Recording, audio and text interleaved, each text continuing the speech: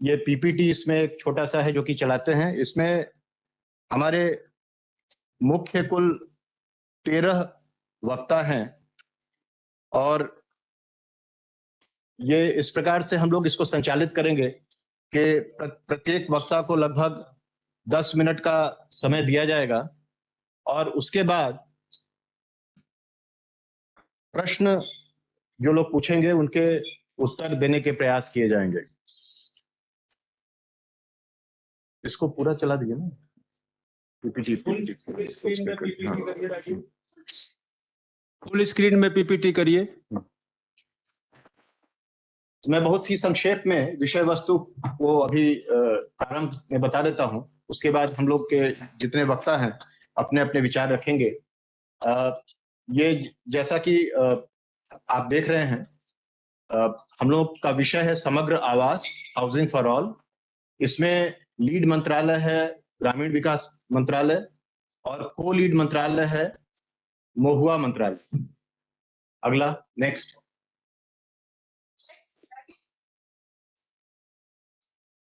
Next.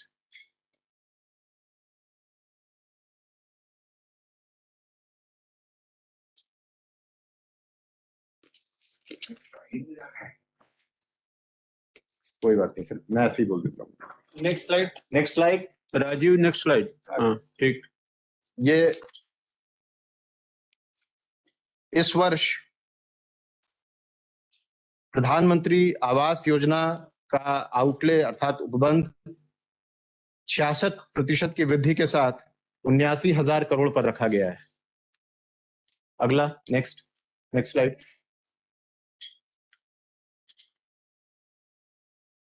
इस budget में जो भारत सरकार का कमिटमेंट है हाउसिंग फॉर ऑल का, उसको पुनः दोहराया गया है। पीएमएवाई जी के लिए 54,487 करोड़ का प्रावधान किया गया है और पीएमएवाई शहरी के लिए 24,513 करोड़ का प्रावधान किया गया है। इसमें नई तकनीक, नई टेक्नोलॉजी के ऊपर बल दिया गया है और कन्वर्जेंस पर बल दिया गया है ताकि जीवन स्तर में वृद्धि और सुधार आ सके। हम लोगों को घरों के निर्माण की गति को भी बढ़ाना है ताकि 2024 तक सभी घर पूर्ण किए जा सकें और सभी जो लाभान्वित हैं उनके जीवन में डिग्निटी लाना भी एक इसका उद्देश्य है। नेक्स्ट। नेक्स्ट। प्रधानमंत्री आवास योजना ग्रामीण, जैसा कि आप देख रहे हैं, अब तक 31 मार्च 2023 तक 2.38 करोड़ घर बनेंगे और 31 मार्च 2024 तक 2,95,00,000 घरों का निर्माण होना है। ये नेक्स्ट। पिछले 8 वर्षों में इस क्षेत्र में काफी बढ़ोतरी हुई है। जैसा कि आप देख रहे हैं 62% वृद्धि हुई है धनराशि में और 3 गुना वृद्धि हुई है घरों के लिए जो स्टेट्स को जो राशि दी गई है उसमें, और 62% की वृद्धि हुई है घरों की संख्या में। नेक्स्ट।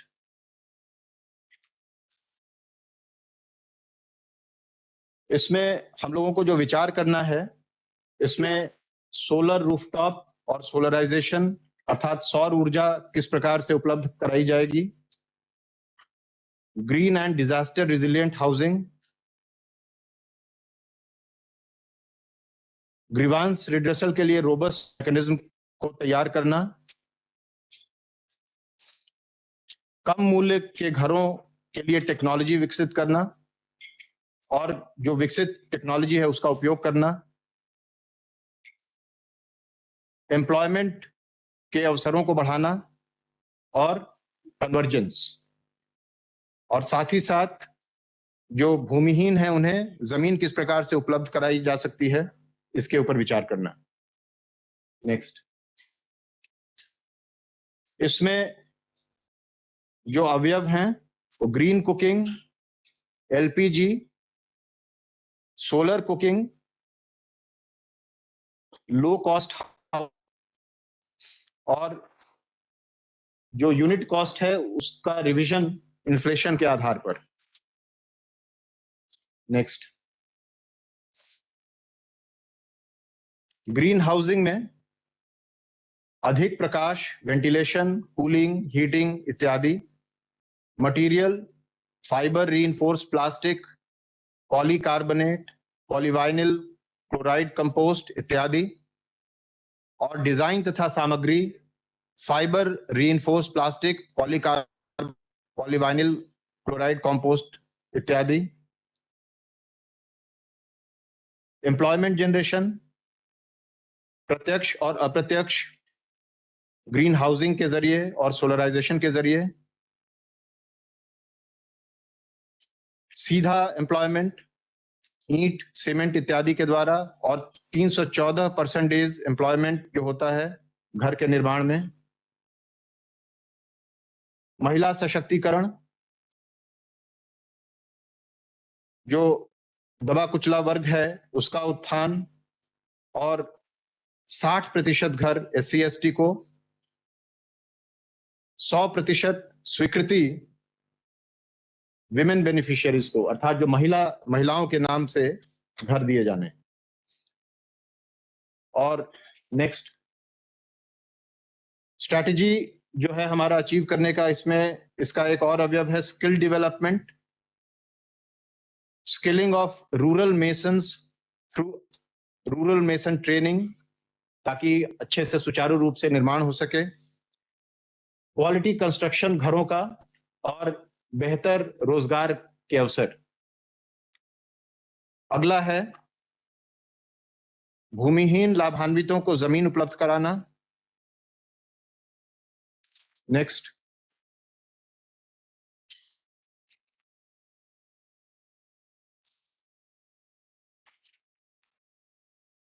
अब हम प्रधानमंत्री आवास योजना शहरी पर आते हैं। नेक्स्ट, जैसा कि आप देख रहे हैं टोटल हाउसेस सैंक्शन, कुल घर जो स्वीकृत हुए हैं 2015 से लेकर 23 तक में 9 गुना इसमें वृद्धि हुई है। कुल घर जो पूर्ण हुए हैं 69,30,000, ये भी लगभग 9 गुना। इंटरेस्ट सबवेंशन जो दिया गया है घरों को, ये 140 गुना हुआ है। जो परियोजनाओं में निवेश हुआ है वो 22 गुना हुआ है, और सेंट्रल असिस्टेंस जो दिया गया है वो 10 गुना है। नेक्स्ट, इसमें जून 2023 तक सभी घरों की ग्राउंडिंग कर ली जानी है, और दिसंबर 2024 तक सभी घर पूर्ण कर लिए जाने हैं। नेक्स्ट, जो इसके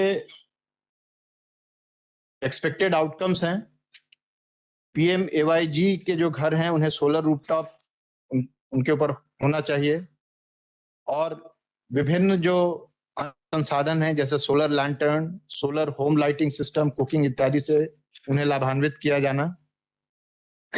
ग्रीन टेक्नोलॉजी, जिससे कि ऊर्जा, जल और वेस्ट एफिशिएंसी, जिससे कि जो गरीब हाउसहोल्ड्स हैं वो बचत कर सकें और भविष्य में भी बचत कर सकें। मॉडर्न टेक्नोलॉजी कन्वर्जेंस के जरिए, ताकि बेहतर जीवन स्तर हो लोगों का।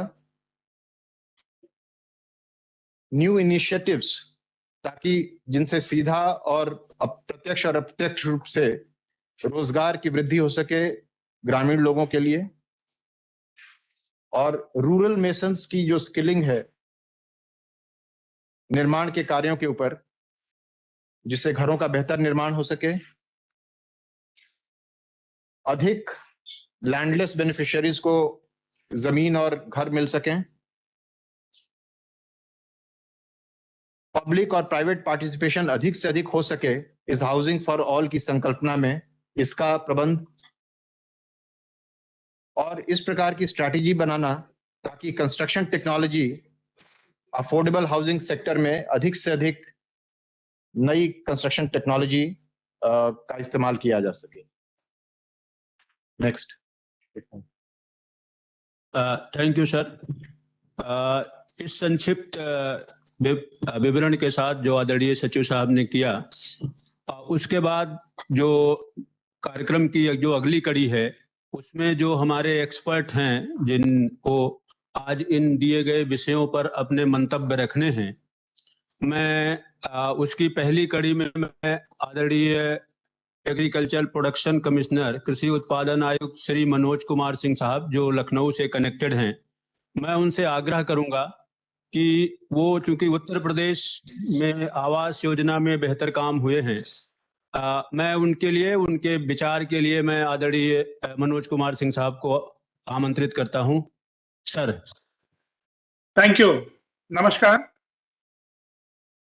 मैं ये बताना चाहूंगा कि सबसे सक्सेसफुल और सबसे ज्यादा सॉट आफ्टर स्कीम्स में ये प्रधानमंत्री आवास योजना है और इसमें अभी तक ग्रामीण क्षेत्र में उत्तर प्रदेश को लगभग 34,76,000 घर सैंक्शन हुए हैं और अर्बन में लगभग 17 लाख के आसपास घर सैंक्शन हुए हैं, यानी कि कुल लगभग 52 लाख घर सैंक्शन किए गए हैं। मैं ये बताना चाहूंगा कि 26,13,000 जो घर सैंक्शन किए गए थे पिछले वर्ष तक प्राइम मिनिस्टर रूरल स्कीम के अंदर, आवास योजना के अंदर, उसमें 25,90,000 घर कंप्लीट किए जा चुके हैं, जो कि लगभग 99% हैं। ये मकान बनाए जा चुके हैं और इस साल 8,63,000 घर जो बनाए जाने हैं उन पे तेजी से काम चल रहा है।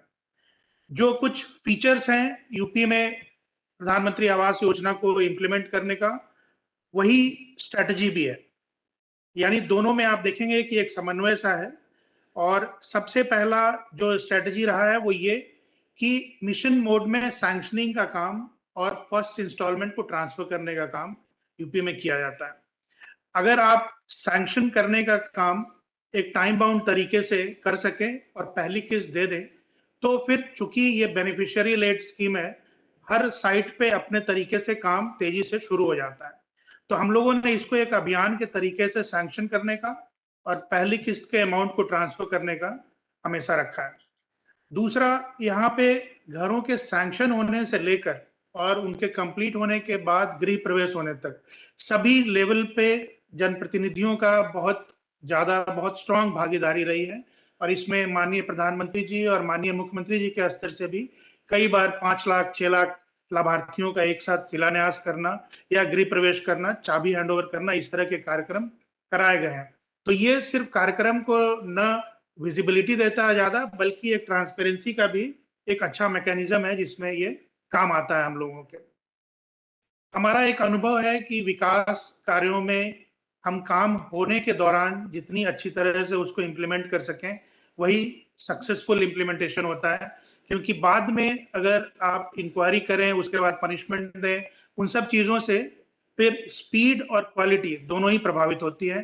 तो इम्प्लीमेंटेशन के दौरान स्ट्रॉन्ग ओवरसाइट एक यूपी में हमेशा रखा जाता है और डेली और weekly monitoring at least in 2 stages पे जो मैंने बताया, सैंक्शन करने में और पहली किस्त देने में, ये रोज या वीकली मॉनिटरिंग इसकी बड़े लेवल पे, सीनियर लेवल पे होती है। एक नया चीज मैं ये बताना चाहूंगा कि यूपी में जो इंस्टॉलमेंट्स घर बनाने के लिए दिया जाता है वो 3 किस्त में दिया जाता है, जैसा कि गाइडलाइन भी कहता है कि 3 से 4 में दीजिए।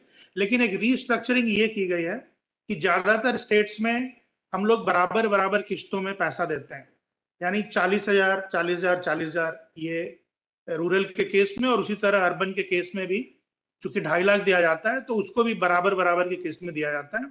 लेकिन यूपी में हम पहली किस्त 40,000 की देते हैं और दूसरी किस्त 70,000 की देते हैं।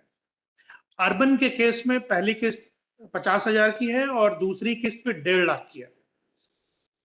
अर्बन में एक और भी नया जो इनिशिएटिव यहाँ पे लिया गया था कि अर्बन का गाइडलाइन ये कहता है कि जब थोड़ा बहुत घर पे वो काम कर ले घर बनाने के लिए, उसके बाद आप पहला इंस्टॉलमेंट रिलीज करें।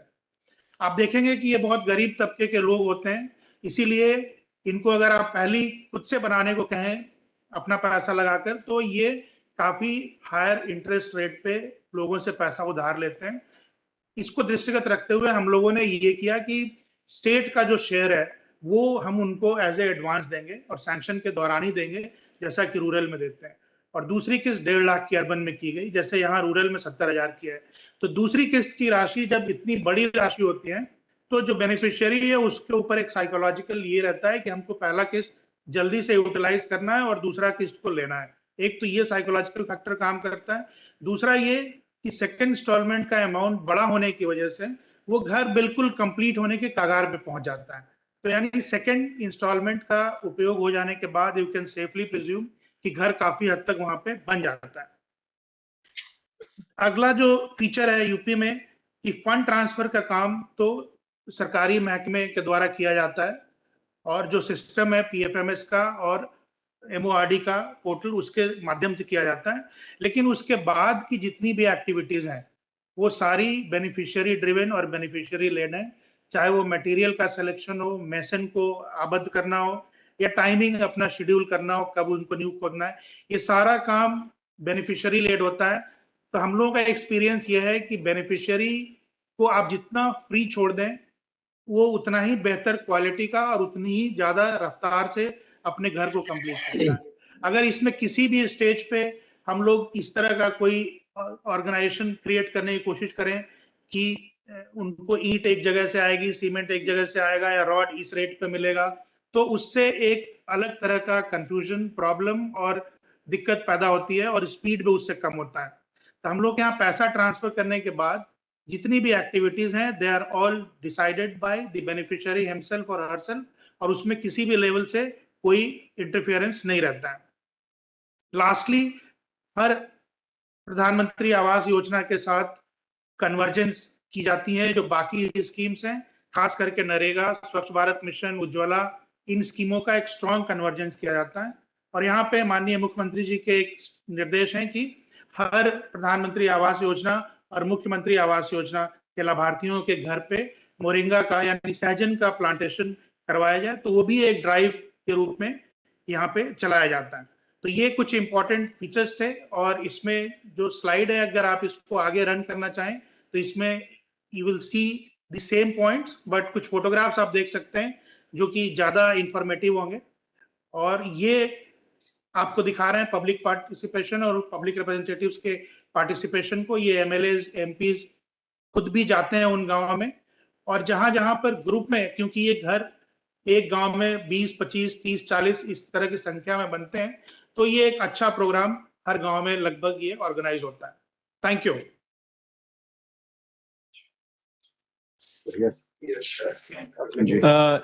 Thank you sir. अब मैं इसकी अगली कड़ी में प्रोफेसर सोलंकी साहब हैं जो आईआईटी मुंबई से हैं, मैं उनसे आग्रह करूंगा जिनका विषय है solarisation in rural housing. Professor Chetan Solanki साहब का इस पर काफी अपना अनुभव है और उन्होंने इसको ग्रामीण और अर्बन दोनों परिप्रेक्ष्य में इसको देखा है। अब मैं उन्हें आमंत्रित करता हूं कि वो अपने मंतव्य रखेंगे। Professor Solanki please. इनका स्लाइड्स है आपका? हाँ, स्लाइड्स को चलाइए। नमस्कार, सभी को धन्यवाद। स्लाइड शो मोड में करिए जी। आदरणीय मंत्रीगण, सेक्रेटरी फ्रॉम डिफरेंट डिपार्टमेंट्स और बाकी सब कलीग, थैंक यू। सो ये जो टाइटल है, कैसे हम सोलराइज किए और कर सकते हैं अपने पीएमएवाई हाउसेस को, और सेक्रेटरी ने ऑलरेडी बताया क्या कर सकते हैं। मैं प्रोफेसर हूं और आईआईटी बॉम्बे में इस समय विशेष मिशन पे हूं। मैंने 11 साल के लिए अपना घर छोड़ा है और मैं बस में रहता हूं और उसका परिप्रेक्ष्य भी इससे संबंधित है। तो मैं पिछले 822 दिन से बाहर ही रह रहा हूं। तो ये जो सोलर तो करना है, परंतु सोलर सही तरीके से करना भी और ज्यादा महत्व का है, और मैं इसका परिप्रेक्ष्य आपको रखना चाहूंगा। सबसे पहले मैं स्टार्ट करूंगा। प्रधानमंत्री जी ने खुद कहा था अपने 21 के इंडिपेंडेंस डे के भाषण में, कहा था कि भारत को आत्मनिर्भर बनना है, परंतु यदि भारत को आत्मनिर्भर बनना है तो ऊर्जा में आत्मनिर्भर बनना जरूरी है। भारत देश 12 लाख करोड़ रुपए खर्च करता है हर साल, 12 लाख करोड़, जो कि हमारी विदेशी मुद्रा की कमाई का 50% होता है। तो ये काफी बड़ा हिस्सा है। और जैसे हमारे पड़ोसी देशों में हुआ, श्रीलंका में हुआ, पाकिस्तान में हुआ कि विदेशी मुद्रा की कमी होती है तो क्या क्या गड़बड़ होती है, हमारे देश के साथ ना हो। इसलिए ऊर्जा में आत्मनिर्भरता की तरफ बढ़ना बहुत ही महत्वपूर्ण है। और तो इसलिए ऊर्जा का जो हम उपयोग करते हैं उसको बहुत सोच समझ के करना चाहिए, बिना हमारी गतिविधियों को कम करे या नुकसान पहुंचाए। तो मैं कई सारी किताबें लिखी है मैंने सोलर के विषय में। मेरी जो एक क्लास किताब थी, सोलर ऊर्जा मेरे एनर्जी स्वराज मेरे सोलर के साथ प्रयोग, तो जो मैंने पिछले 19-20 सालों में, एक्चुअली 25 सालों से मैं काम कर रहा हूँ, मैंने पीएचडी सोलर ऊर्जा में की है। तो जो अभी तक सीखा है उससे ये 3 चीजों को पालन करना चाहिए कोई भी एनर्जी उपयोग। और हम आवास योजना की बात करें उसमें भी जरूर पालन करना चाहिए ताकि हम ऊर्जा स्वराज या आत्मनिर्भरता की तरफ बढ़ सके। तो सबसे पहला है, अवॉइड करना चाहिए एनर्जी की जरूरत को जितना संभव हो सके, क्योंकि कोई भी एनर्जी पैदा करे, चाहे सोलर से पैदा करे, उसका भी साइड इफेक्ट होता है। सोलर को बनाना, उसके लिए माइनिंग करना, केमिकल यूज करना, सोलर को बनाने के लिए सिलिकॉन चाहिए, ग्लास चाहिए, उसके लिए एल्यूमिनियम की फ्रेम चाहिए, फिर उसको खड़ा करने के लिए लोहा चाहिए, फिर इन्वर्टर चाहिए, बैटरी चाहिए, केबल चाहिए, सबको रिसाइकलिंग करना है। 25 साल बाद फिर से एनर्जी लगेगी, फिर से केमिकल्स लगेंगे। तो सबसे पहले अवॉइड कैसे किया जाए, एनर्जी की जरूरत ही ना पड़े या कम से कम वो कैसे किया जाए। तो एक सोलर पैसिव आर्किटेक्चर करके बहुत पुराना कंसेप्ट है, कैसे हम natural light, natural cooling, natural ventilation का उपयोग करें। मंत्री जी को बताना चाहूंगा, मैंने एक स्कूल बनाया मध्य प्रदेश में, एजुकेशन पार्क के नाम से। 14 एकड़ का परिसर है, 1000 से ज्यादा बच्चे पढ़ते हैं। 2010 में ये स्कूल बना था, तब से आज तक वहां बिजली का कनेक्शन ही नहीं लिया। 100% सोलर ऊर्जा पे चलता है। और हमारे जो घर हैं PMAY और जी में जो काफी कम एरिया लेते हैं, वो आराम से 100% आत्मनिर्भर हो सकते हैं, जो कि हमारे भारत को आत्मनिर्भरता बनाने की तरफ एक दिशा है। तो ये सोलर पैसिव आर्किटेक्चर का उपयोग करके बहुत सारे ऑलरेडी उदाहरण, बहुत सरल है, कोई कठिन काम नहीं है। अवॉइड नहीं कर सकते तो दूसरा स्टेप है, मिनिमाइज कैसे करें एनर्जी की जरूरतों को। मतलब क्या, कम से कम एनर्जी में चलने वाले उपकरण कैसे उपयोग करें। क्योंकि आपने बहुत ज्यादा एनर्जी चाहिए तो बहुत ज्यादा पैदा करना है, बहुत ज्यादा स्टोर करना है, परंतु एनर्जी की जरूरत ही कम हो जाए। तो आजकल ऐसे उपकरण उपलब्ध हैं जो बहुत कम, आधी से कम बिजली में चलते हैं, और एलईडी उसका बहुत अच्छा उदाहरण है। परंतु एलईडी के अलावा ऐसे पंखे आ गए हैं जो आधी से कम बिजली में चलते हैं, ऐसे फ्रिज है जो आधी से कम बिजली में चलते हैं, कूलर है बहुत कम। तो हम अपनी जरूरतों को मिनिमाइज करें, एफिशिएंट उपकरणों का उपयोग करें, और हमारी जरूरतों को 40 से 60% कम किया जा सकता है बिना किसी कंफर्ट में कॉम्प्रोमाइज किए। तो ये बहुत सरल है, लो हैंगिंग फ्रूट है, इसको सबसे पहले करना चाहिए। ये 2 स्टेप पालन कर ली, तो जो आखिरी स्टेप है, जनरेट करना चाहिए बिजली। कहाँ? अपनी ही छत पे, बिना वायर के, वायरलेस हो जाना चाहिए। टेक्नोलॉजी से हम मोबाइल फोन, पहले हम लैंडलाइन फोन करते थे वायर वाला, अभी सब वायरलेस हो गए। वैसे ही बिजली के क्षेत्र में जितने जल्दी हम वायरलेस बनेंगे बिना कनेक्शन के, उतना ही देश भी आगे प्रगति करेगा, विदेशी मुद्रा बचेगी, पर्यावरण बचेगा, एनर्जी आत्मनिर्भरता आएगी, लोकल रोजगार पैदा होगा। तो ये MG नियम का पालन करने से हम एनर्जी में स्वराज या एनर्जी में आत्मनिर्भरता ला सकते हैं। इसका एक सरल उपाय मैं आपको बताना चाहूंगा यहाँ पे कि नेक्स्ट करो, नेक्स्ट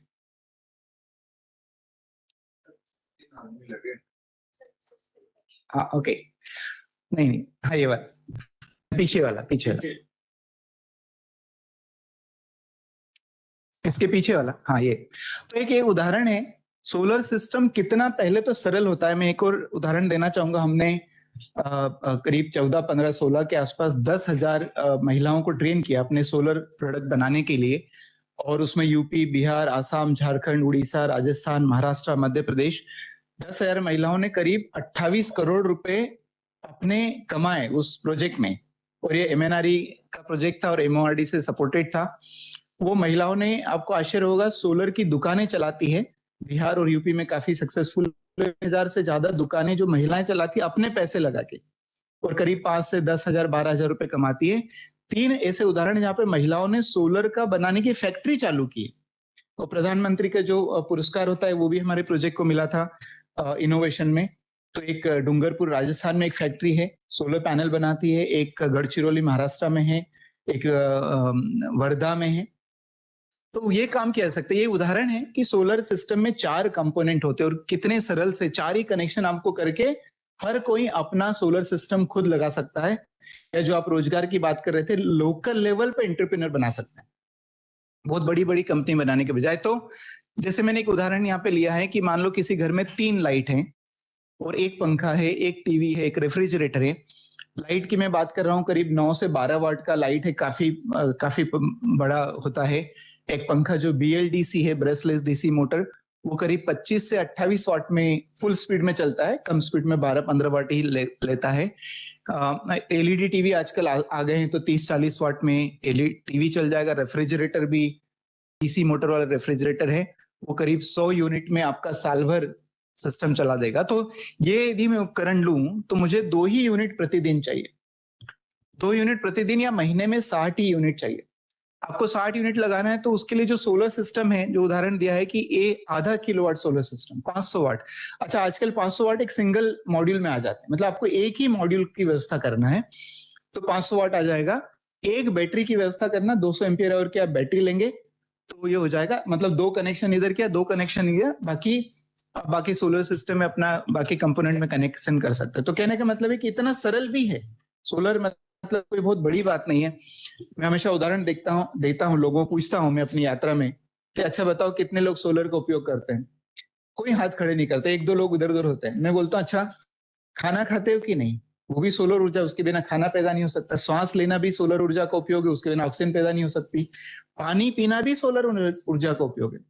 तो हमारे तो अस्तित्व का केंद्र ही सूर्य की ऊर्जा है, उसके बिना धरती पर कोई भी जीव जंतु का जीवन संभव नहीं है। ये जो पिछले 70-80 सालों में हम दूसरी ऊर्जाओं पे गए हैं, उसके कारण पर्यावरण को नुकसान हुआ है, हमारे विदेशों पर निर्भरता बढ़ी है। तो क्यों ना हम जितने जल्दी हो सके हमारे अस्तित्व के केंद्र पर वापस आ जाएं और लोकल तरीके से, लोकल छोटा छोटा सिस्टम और रोजगार बनाए। तो इस तरीके से करेंगे तो ये एक एनर्जी स्वराज हम ला सकते हैं, आत्मनिर्भरता की तरफ जा सकते हैं। नेक्स्ट, तो ये मैंने जो एग्जाम्पल दिए हैं, ऑलरेडी ये प्रोजेक्ट हम कर चुके हैं, कई सारे प्रोजेक्ट कर चुके हैं। आप सोल्स करके सोलर ऊर्जा for localization through localization for sustainability, ऐसा एक करके प्रोजेक्ट हमने किया था। जैसे मैंने कहा 10,000 महिलाओं को हमने ट्रेनिंग दी थी, अलग अलग असेंबली सेंटर खोले थे और उन्होंने 28 करोड़ रुपए इस प्रोजेक्ट से कमाए थे। और फायदा क्या होता है जब लोकल आदमी करता है, तो एक टेक्नोलॉजी पे आत्मविश्वास बढ़ता है कि कुछ खराब हुआ तो मेरे पड़ोसी ने किया, उसको मैं ठीक कर सकता हूँ। तो ये जो बार बार street light, solar street light काम नहीं करती है। एक सर्वे आया था, बहुत पुरानी बात है, 2015-16 की बात है, कि 74% स्ट्रीट लाइट काम नहीं करते थे। क्यों? क्योंकि हम उसको एक तो लगा देते थे, दूर ऊपर पैनल लगा दिया, कोई लोकल आदमी पता नहीं कि कैसे ठीक करना है। तो यदि लोकल हम सब करने लगे तो कॉन्फिडेंस भी आएगा टेक्नोलॉजी पे, महिलाओं का सशक्तिकरण होगा। जैसे सेक्रेटरी ने भी कहा था, बहुत सरल टेक्नोलॉजी, इसलिए हर कोई जुड़ सकता है। और हमने जब ये प्रोजेक्ट किया था तो वो जो कॉन्फिडेंस आता है कि सिर्फ अगरबत्ती बेच के या बकरी पालन करके, मुर्गी पालन करके महिला पैसे नहीं कमा सकती, एक टेक्नोलॉजी में भाग लेके भी महिला इसकी पैसे कमा सकती है। तो वो जो अलग ही लेवल का कॉन्फिडेंस था, वो काम भी कर सकते हैं। तो ये लोकल इकोनॉमी को भी स्ट्रांग करेगा, क्योंकि लोकल आदमी जब पैसा लोकल में घूमता है तो लोकल खर्च हो रहा है, लोकल जॉब मिल रहा है, लोकल मार्केट में चल रहा है, तो लोकल अर्थव्यवस्था भी ठीक होगी, विदेशों पे निर्भरता भी कम हो जाएगी, भारत का फॉरेन एक्सचेंज भी बचेगा। और एक जो मुझे लगता है कि जो क्लाइमेट चेंज है जिसके ऊपर मैं काम करता हूँ, इसलिए मैं 11 साल इसलिए घर छोड़ा कि क्लाइमेट चेंज की समस्या बहुत ही ज्यादा गंभीर है। मतलब 99% लोगों को होश भी नहीं कि हम कितनी बुरी स्थिति में हम, मतलब पूरा विश्व की हालत खराब है, जिसका असर हम दिन रात देखते हैं। किस तरह से तूफान आ रहा है, बाढ़ आ रही है, सूखा पड़ रहा है, गर्मी की लहर पड़ रही है, तो इसका असर हम देखते हैं। तो अपने आप में एनर्जी के कारण ही सब होता है। 85% ऊर्जा विश्व की कोयल, ऑयल और गैस से आती है, 85%। तो हम सोलर की तरफ यदि मूव करेंगे, यहाँ से एक मिशन चालू हो सकता है। हमारे पास ऑलरेडी बजट सैंक्शन है, टारगेट है, घर छोटे होते हैं, तो इसको आत्मनिर्भर करना बहुत आसान है। इसको उदाहरण लेके हम इसको शहरों की तरफ भी बढ़ा सकते हैं और एक एनर्जी स्वराज की तरफ आगे बढ़ सकते हैं। नेक्स्ट।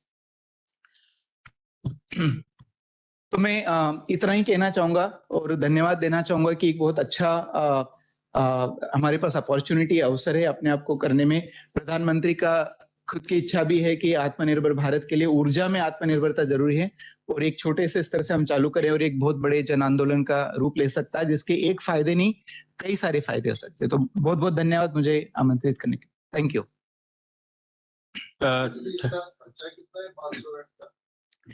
500 वाट का करीब 30-35 से 40 हजार में आत्मनिर्भर, मतलब बिना बिजली कनेक्शन वाला 40 हजार में पूरा हो सकता है।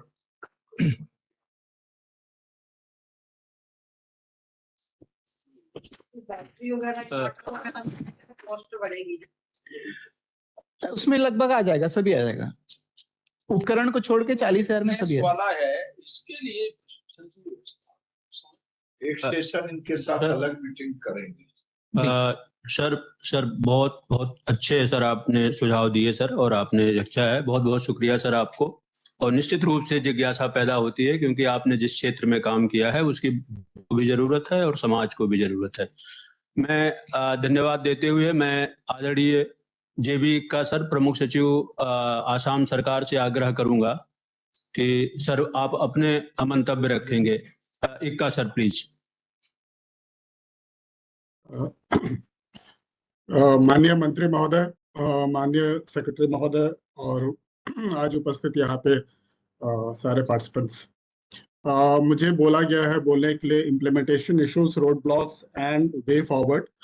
तो मैं असम के संदर्भ में बोलना चाहूँगा और मुझे लगता है कि जो इश्यूज असम स्पेसिफिक है वो बाकी स्टेट्स के लिए भी उसी तरह के इश्यूज होंगे, बहुत ज़्यादा डिफरेंट नहीं होंगे।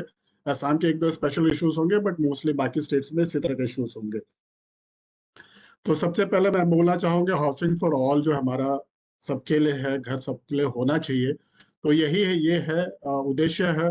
और इस उद्देश्य को अचीव करने के लिए हमने 2011 का social economic caste census use किया है। एंड उस पर बहुत अच्छा ये है कि जिसके उस पर डिप्रिवेशन क्राइटेरिया को लेकर के हम प्रायोरिटी लिस्ट बनाते हैं, तो उसकी वजह से जो भी बेनिफिशियरी जिसको हम सेलेक्ट करते हैं वो बिल्कुल जेन्युइन बेनिफिशियरी होता है। बट इसके साथ एक कमी रह गई कि 2011 में जब सर्वे हो रहा था तो उस सर्वे पे बहुत सारे बेनिफिशियरीज ऐसे थे जिनको पता नहीं था सर्वे किस लिए हो रहा है और बहुत सारे बेनिफिशियरी छूट गए हैं। तो एक ये इशू जो है वो बार बार आता रहता है कि बहुत सारे बेनिफिशियरी छूट गए थे 2011 में, जिसकी वजह से जेन्युइन होने की वजह से उनको घर नहीं दिया जा सकता है। इसका एक सोल्यूशन निकाला गया था कि वो आवास प्लस करके, आवास प्लस का लिस्ट भी बना था। बट असम के केस में स्पेसिफिकली बता सकता हूं कि जब आवास प्लस बना तो उसको जियो टैग करने की बात की गई थी, बट 2019 में पार्लियामेंट इलेक्शन अनाउंस हो गया, उसके बाद जियो टैग रुक गया और बहुत सारे बेनिफिशियरी वहीं पे रह गए थे, जिसकी वजह से बहुत सारे ऐसे जेन्युइन बेनिफिशियरी हैं जो कि 2011 के सेंसस में नहीं हो पाए थे, बट उनका नया लिस्ट बनाया गया बट उसको जियो टैग नहीं किया जा सका और इस वजह से बहुत सारे लोग छूट गए हैं। सो एक ये इशू है जो कि बार बार जब गांव सभा होती है तो ये बेनिफिशियरी आकर के वहां पे इशू करते हैं कि हम गरीब हैं, हमें घर चाहिए बट हमारा नाम नहीं है, क्योंकि ये सोशल कास्ट सेंसस का जो लिस्ट है बहुत बढ़िया है, इसमें हम डिलीट कर सकते हैं बट इसमें हम कोई ऐड नहीं कर सकते। तो ये एक इशू है जो मुझे लगता है बाकी जगह पे भी होगा, जो कि हमारे हाउसिंग फॉर ऑल में ये अफेक्ट करता है, क्योंकि इसकी वजह से गांव सभा में जब लोग जाते हैं तो बहुत सारे बेनिफिशियरी, जेन्युइन बेनिफिशियरी होते हैं, वो इशू रेज करते हैं। और दूसरा है कि जो इशू जो हमें ये करता है और स्पेशली असम में है कि हमारे यहाँ पे कंप्लीशन को लेकर थोड़ी प्रॉब्लम होती है कि हमारे बहुत लंबा मानसून होता है, अप्रैल स्टार्ट हो जाता है और वो ऑलमोस्ट अक्टूबर तक चलता है और साथ में फ्लड्स भी होते हैं, इसकी वजह से इशू है। तो जिसकी वजह से हम जो 6 महीने में कंप्लीट करना चाहिए वो नहीं कर पाते, वो जिसकी वजह से प्रॉब्लम होती है। एंड असम में और एक इशू है जो कि बाकी स्टेट्स में भी देखा है कि लैंडलेस बेनिफिशियरीज बहुत ज्यादा है। अब हमारा लॉन्ग मानसून एंड फ्लड की वजह से हमारे यहाँ पे लैंड इरोजन काफी ज्यादा होता है ब्रह्मपुत्र की वजह से, तो ब्रह्मपुत्र किनारे रहने वालों का और बाकी सारी नदियों में भी इरोजन बहुत होता है। इसकी वजह से बहुत सारे लोग हैं जिनके घर और लैंड चला जाता है एंड वो लोग जाकर के फिर गवर्नमेंट लैंड में या विलेज ग्रेजिंग रिजर्व या प्रोफेशनल ग्रेजिंग रिजर्व या फिर फॉरेस्ट एरिया पे जाकर के ये सेटल करते हैं और उनको लैंड देने की इशू है। साथ में असम में टी गार्डन्स बहुत है, 800 से ज्यादा बड़े टी गार्डन्स है और वहां पे ऑलमोस्ट 10 लाख से ज्यादा वर्कर्स वहां पे काम करते हैं। ये सारे वर्कर्स के पास अपना लैंड नहीं है और इनके अपना घर भी नहीं है। बहुत सारे जो है टी गार्डन का दिया हुआ घर में रहते हैं, बट जब रिटायर कर जाते हैं तो इनके पास रहने के लिए घर नहीं है। सो इसकी वजह से भी लैंडलेसनेस की इशू बहुत ज्यादा है एंड ये एक कंसर्न है जो हमारे इम्प्लीमेंटेशन को अफेक्ट करता है। Next slide please. और साथ में हमने देखा है कि जो रिमोट एरिया है, जो क्योंकि हमारा जो अमाउंट है वो सबके लिए बराबर है। इन केस ऑफ असम हमारे 1,30,000 रुपया देते हैं घर बनाने के लिए, बट कहीं काफी सारे हिली एरियाज है, रिमोट एरियाज है, रिवर आइलैंड्स हैं, वहां पे ट्रांसपोर्टेशन का कॉस्ट ज्यादा होने की वजह से भी इफेक्ट करता है। और साथ में हमने ये देखा है कि जो कंस्ट्रक्शन मटेरियल का कॉस्ट है वो पिछले 5 सालों में 2018 से 2023 का मैंने कंपैरिजन किया था, तो मैंने देखा रफली जो हमारा सीमेंट है, रॉड है, ब्रिक्स है, इसमें हमारे कॉस्ट लगभग 30% उनका इंक्रीज हुआ है। सो वो भी एक कंसर्न है कि बहुत सारे बेनिफिशियरीज जो है चाह करके भी उस अमाउंट पे जैसा हमने डिजाइन देते हैं वो घर संपूर्ण करने में असमक्ष होते हैं। साथ में बीच में हमने 2 साल कोविड का जो देखा है, तो उस समय बहुत सारे जेन्युइन बेनिफिशियरीज थे, बट उन्होंने वो जो पैसा इंस्टॉलमेंट मिला था कुछ लोगों ने उसको हेल्थ कंसर्न्स पे, हेल्थ प्रॉब्लम्स पे वो डाइवर्ट किया, जिसकी वजह से भी उनको घर कंप्लीट करने में थोड़ी परेशानी हो रही थी। हमने एक चीज और देखा है जो हम फोटोग्राफ में भी दिखता है कि बहुत सारे बेनिफिशियरीज ऐसे हैं जिनके पास बहुत ही छोटा थैच्ड रूफ घर था। अब उन्होंने ईंट का घर बना लिया, पक्का का घर बना लिया है, छत बना लिया है और वो रह रहे हैं। बट बहुत बार होता है क्या है कि वो उसको जो प्लास्टर करना है, सीमेंट करना है, प्रॉपर खिड़की लगाना है, वो सब नहीं करते हैं, क्योंकि उनको लगता है कि उनका पर्पस सर्व हो रहा है और ये उनको ये सारी चीजें उनको लग्जरी लगती है। तो बहुत बार होता है कि हम घर बना लेते हैं, बेनिफिशियरी घर यूज कर रहा है बट उसको कंप्लीट नहीं दिखा पाते हैं, क्योंकि वो बेनिफिशियरी को वो सारा चीज जो लगता है कि वो उसका तो पर्पस सर्व हो गया, उसका घर बन गया है, पक्का का घर है, बारिश नहीं है, ठंड नहीं है, सो वो उसको डिले करता है। उसको लगता है कि वो प्रायोरिटी उसका मतलब वो घर को प्लास्टर करना है, उसके लिए एक लग्जरी है। तो उस वजह से भी बहुत बार हम घर पूरा करने के बाद, बेनिफिशियरी उसको यूटिलाइज करने के बाद भी हम बेनिफिशियरी उस घर उसको हम दिखा नहीं पाते वो कंप्लीटेड है। दूसरा है कुछ घर इनकम्प्लीट डिले होते हैं, क्योंकि उनकी वजह और भी है कि यहाँ पे हम बेनिफिशियरी को पैसा देते हैं, उसको पता है कि पैसा उसके अकाउंट में ही आएगा, वो कहीं जाने वाला नहीं है। तो बहुत बार क्या होता है वो आराम से उसको अपना खेती बाड़ी का सीजन है तो उस समय वो खेती बाड़ी करेगा, घर का काम नहीं करेगा, या कोई फेस्टिवल है या घर में कोई ओकेजन है तो उसको प्रायोरिटी देता है कि उसको लगता है कि ये पैसा तो मेरे पास ही आना है, मुझे कहीं जाना नहीं है। तो वो जो समय सीमा पे जो घर बनाने की हम बात करते हैं बहुत बार उसकी वजह से भी डिले होता है, वो नहीं करता, उसकी वजह से डिले होता है। और हमारे कुछ आईवाई के घर हैं जो अभी भी इनकम्प्लीट हैं, क्योंकि वो तब पैसे बहुत कम थे, 70,000 के आसपास था, तो वो जो घर कंप्लीट नहीं हो पाए हैं आज की तारीख में भी उनको वो कंप्लीट नहीं कर पा रहे कि वो अमाउंट इतना छोटा है कि उसे वो घर कंप्लीट नहीं हो पा रहा। Next please, next slide please. तो मैं कुछ बताना चाहता हूँ कि किस तरह से लैंडलेस का इशू को हमने एड्रेस किया है, और ये इशू को पहले भी फ्लैग किया गया है। सो हमारे यहाँ पे लैंडलेस के काफी इश्यूज हैं, तो हम इसको क्लस्टर अप्रोच में घर बना रहे हैं। क्लस्टर अप्रोच बनाने से फायदा क्या है कि कम छोटी जमीन पे भी हम ज्यादा बेनिफिशियल कवर कर सकते हैं।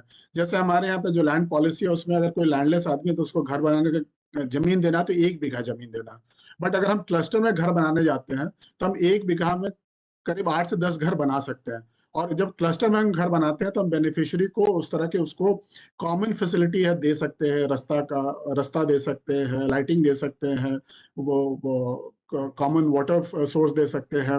इस तरह से है उसका जो एरिया है वो कम होता है। तो इस तरह से हमने क्लस्टर अप्रोच लिया है, काफी जगह पे किया है, तो इससे हम काफी सारे लैंडलेस बेनिफिशियरीज को क्लस्टर अप्रोच में और कम जमीन पे पीएमआईजी घर दे पा रहे हैं। दूसरा ये है कि हमारे टी गार्डन में भी काफी ये लोग थे जिनको हम घर नहीं दे पा रहे थे, तो उसने असम में हमने एक एसओपी बनाया जो हमने टी गार्डन वाले डिस्कस करके बनाया कि आप इसको जमीन नहीं भी देने से ये आपका वर्कर रहा है, इसको आप एनओसी दे करके आप उसको जमीन का टुकड़ा दो जहाँ पे वो घर बना सके। और इस तरह से हमने स्पेशल इनिशिएटिव लेकर के काफी सारे लैंडलेस बेनिफिशियरीज को टी गार्डन एरिया में ही जमीन दे करके उनको घर बनाने में हेल्प किया है। नेक्स्ट। मैंने कंस्ट्रक्शन कॉस्ट की बात की थी, तो हमने इसको एड्रेस करने के लिए अलग अलग कंस्ट्रक्शन मटेरियल्स पे डेमो हाउसेस बनाए हैं, जिसकी वजह से वो जो कॉस्ट बढ़ने पर भी वो एक सुंदर सा अच्छा सा घर बना सके। तो हमारा देख सकते हैं फर्स्ट मॉडल है जिसमें ब्रांड प्लास्टर कम करके लेकिन उसको सुंदर सा ब्रिक वॉल ही दे करके एक घर का डिजाइन बनाया है। दूसरा हमने घर का डिजाइन बनाया जिसमें वो है autoclave aerated block concrete block पे दे करके घर का डिजाइन बनाया है। तीसरा हमने घर का डिजाइन फ्लाई ऐश ब्रिक से लेकर के बनाया है। चौथा जो है वो असम में काफी कॉमन है, बैम्बू वॉल के ऊपर प्लास्टर करके घर बनाया है। पांचवा घर का डिजाइन जो है वो देख सकते हैं, ये फ्लड अफेक्टेड एरिया में ज्यादा होता है, जहाँ पे कि फ्लड के समय वो लोग वो वहाँ पक्का घर नहीं बनाते क्योंकि फ्लड काफी आता है। तो यहाँ पे ये लोग मोस्टली सीजीआई शीट का वॉल दे करके घर बनाते हैं। तो ये सीजीआई शीट वॉल का घर है। और पांचवा जो है अगेन ये ट्राइबल लोग हैं, मिसिंग जनरली मिसिंग कम्युनिटी होता है, ये फ्लड अफेक्टेड एरिया में रहते हैं, इनका रेस प्लेटफॉर्म पे ये घर बनाते हैं। तो ये उसका लोकल मटेरियल दे करके हमने घर का डिजाइन बना के दिया है, सो दैट वो जो हम जो पैसा दे रहे हैं उसी अमाउंट के अंदर पे वो ये ऑल्टरनेटिव मटेरियल यूज करके वो घर बना सकते हैं। साथ में हम एक नया मॉडल और यूज कर रहे हैं, वो कंप्रेस मड ब्लॉक जो है उस पर भी हम ट्राई कर रहे हैं। ऐसा में काफी बारिश होती है इसलिए थोड़ा हम समय ले रहे हैं, बट उसको भी ट्राई करके देख रहे हैं कि कंप्रेस मड ब्लॉक से भी अगर हम घर बना पाए, दीवार बना पाए, तो उससे भी हमारा कॉस्ट कम होगा और वो काफी जल्दी हम कर सकते हैं। ब्रिक का जो कॉस्ट है उसको हम बढ़ता कॉस्ट हम एड्रेस कर सकते हैं। Next please. ये हमने इस तरह से मॉडल बनाया है दिखाने के लिए बेनिफिशरीज को और हमारे ऑफिस को दिखाने के लिए। यहाँ पे वो 6 तरह के हाउस डिजाइन आप देख सकते हैं जो मैंने दिखाया था, एक ही जगह बनाया है और ये हमारे ट्रेनिंग सेंटर में, तो बेनिफिशरी आकर के खुद आकर के देख करके कि और इसका कॉस्ट कितना पड़ रहा है, क्या मटेरियल यूज किया हुआ है, कैसे दिखेगा, तो ये हमने बनाया है सो दैट ये जो हमारा कॉस्ट कंस्ट्रक्शन कॉस्ट का जो प्राइस बढ़ रहा है उसको एड्रेस करने के लिए हमने ये किया, प्लस लोकली अवेलेबल मटेरियल से भी कैसे घर बना सकते हैं। नेक्स्ट। और साथ में मैंने बोला था कि जो हमारे बेनिफिशियरी डिले करते हैं या बहुत बार उसको प्रायोरिटी नहीं देते हैं, तो हम जब घर सैंक्शन कर रहे होते हैं और फंड रिलीज कर रहे होते हैं, तो उस समय हम हमारे मुख्यमंत्री महोदय की तरफ से एक लेटर है जो सारे बेनिफिशरीज को देते हैं। उसमें मुख्यमंत्री महोदय उनको अनुरोध करते हैं कि एक अच्छा मौका मिला हुआ है, आपको घर मिल रहा है, इस पैसे का सदुपयोग कीजिए, समय से घर बनाइए, अच्छी तरह घर बनाइए, बहुत अच्छा मौका है और ये आपको प्रधानमंत्री महोदय की तरफ से आपको दिया जा रहा है। तो इस तरह से हम लेटर देते हैं, तो इसका भी काफी देखा है बेनिफिशियरी इम्पैक्ट पड़ता है उसको। उस तरह से देख करके उसको लगता है कि पर्सनली हमें मुख्यमंत्री महोदय ने चिट्ठी लिख करके बोला है, तो उससे फर्क पड़ता है। तो हमने देखा है कि हमारा जो डिले होता है या कभी कभी फंड डाइवर्ट करने की का वो जो ये है वो कम हो गया। नेक्स्ट। साथ में हम बेनिफिशरीज को गाइड करने के लिए और उनका ग्रीवेंस एड्रेस करने के लिए हमने वो कॉल सेंटर ये किया है। तो यहाँ पे बेनिफिशरी कुछ भी डाउट है तो आके फोन कर सकते हैं, या फिर कोई ग्रीवेंस भी है तो यहाँ दे सकते हैं। तो ये बेसिकली प्रधानमंत्री आवास योजना को ही ये करने के लिए एड्रेस करने के लिए किया गया है। नेक्स्ट। मेरी तरफ से मैं कुछ वे फॉरवर्ड बोलना चाहता हूँ कि क्या हो सकता है, कैसे हम लोग आगे बढ़ सकते हैं। तो मैंने एक वे फॉरवर्ड में दिया है कि जो छूट गए हैं उनका हम मेरे ख्याल से और एक सोशल में कंसेंसस होना चाहिए। मैंने 2.0 दिया है, लिखा है, बट ये आधार बेस होना चाहिए सो दैट कि जेन्युइन आदमी को ही हम दे सके। जिनके परिवार वालों को मिल गया तो हम आधार बेस अगर करते हैं तो वो हमको पता चल जाएगा उसके परिवार के किसी और को मिला या नहीं मिला, और साथ में जियो टैग हो। सो अगर हम ये कर लें तो जो भी छूटे हुए जेन्युइन बेनिफिशियरी उसको हम कवर कर सकते हैं। साथ में हमारा जो प्रधानमंत्री आवास गाइडलाइन है वो कहता है कि जो हमारे IY बेनिफिशरीज है उनको हमको ना उनका डिलीट करना है, उनको नहीं देना है।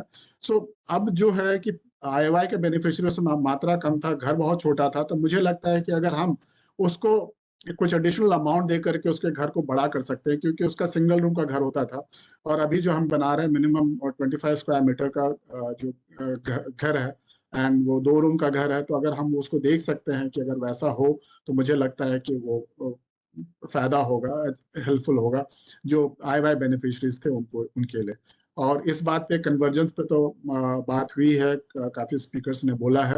हाउस टू होम जो हम उसको एक घर उसको होम कैसे बना दे, तो टॉयलेट्स हो, बिजली हो, गैस कनेक्शन हो, पानी हो, ये सब अगर हम कन्वर्जेंस 100% कर दें तो एक जो घर हम प्रधानमंत्री आवास योजना का घर दे रहे हैं वो उसको बिल्कुल होम बना सकते हैं।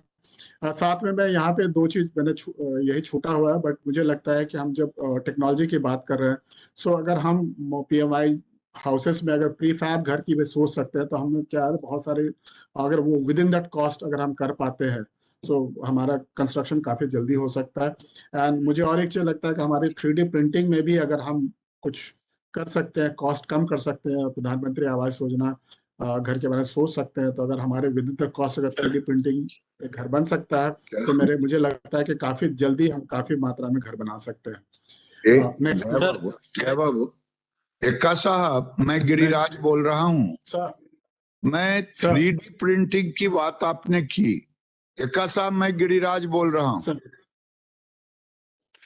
आवाज जा रही है एक्का साहब? हाँ सर, सुनाई दे रही है एक्का साहब, मेरी आवाज आप तक जा रहा है? हाँ सर, सुन पा रहा हूँ सर। मुझे ये बताएं, 3D प्रिंटिंग का आपने चर्चा की, क्या 3D प्रिंटिंग मजदूरों के रोजगार को कम नहीं करेगा? दूसरा, मेरे मन में प्रश्न है, 3D प्रिंटिंग के पक्षधर मैं हूं, लेकिन उसको कैसे हम यूज कर सकते हैं, इस पर आपका एक कमेंट। जो प्री कास्टिंग आप कह रहे हैं सर, प्री कास्टिंग तो कॉस्ट इफेक्टिव होगा क्या? दो विषय है।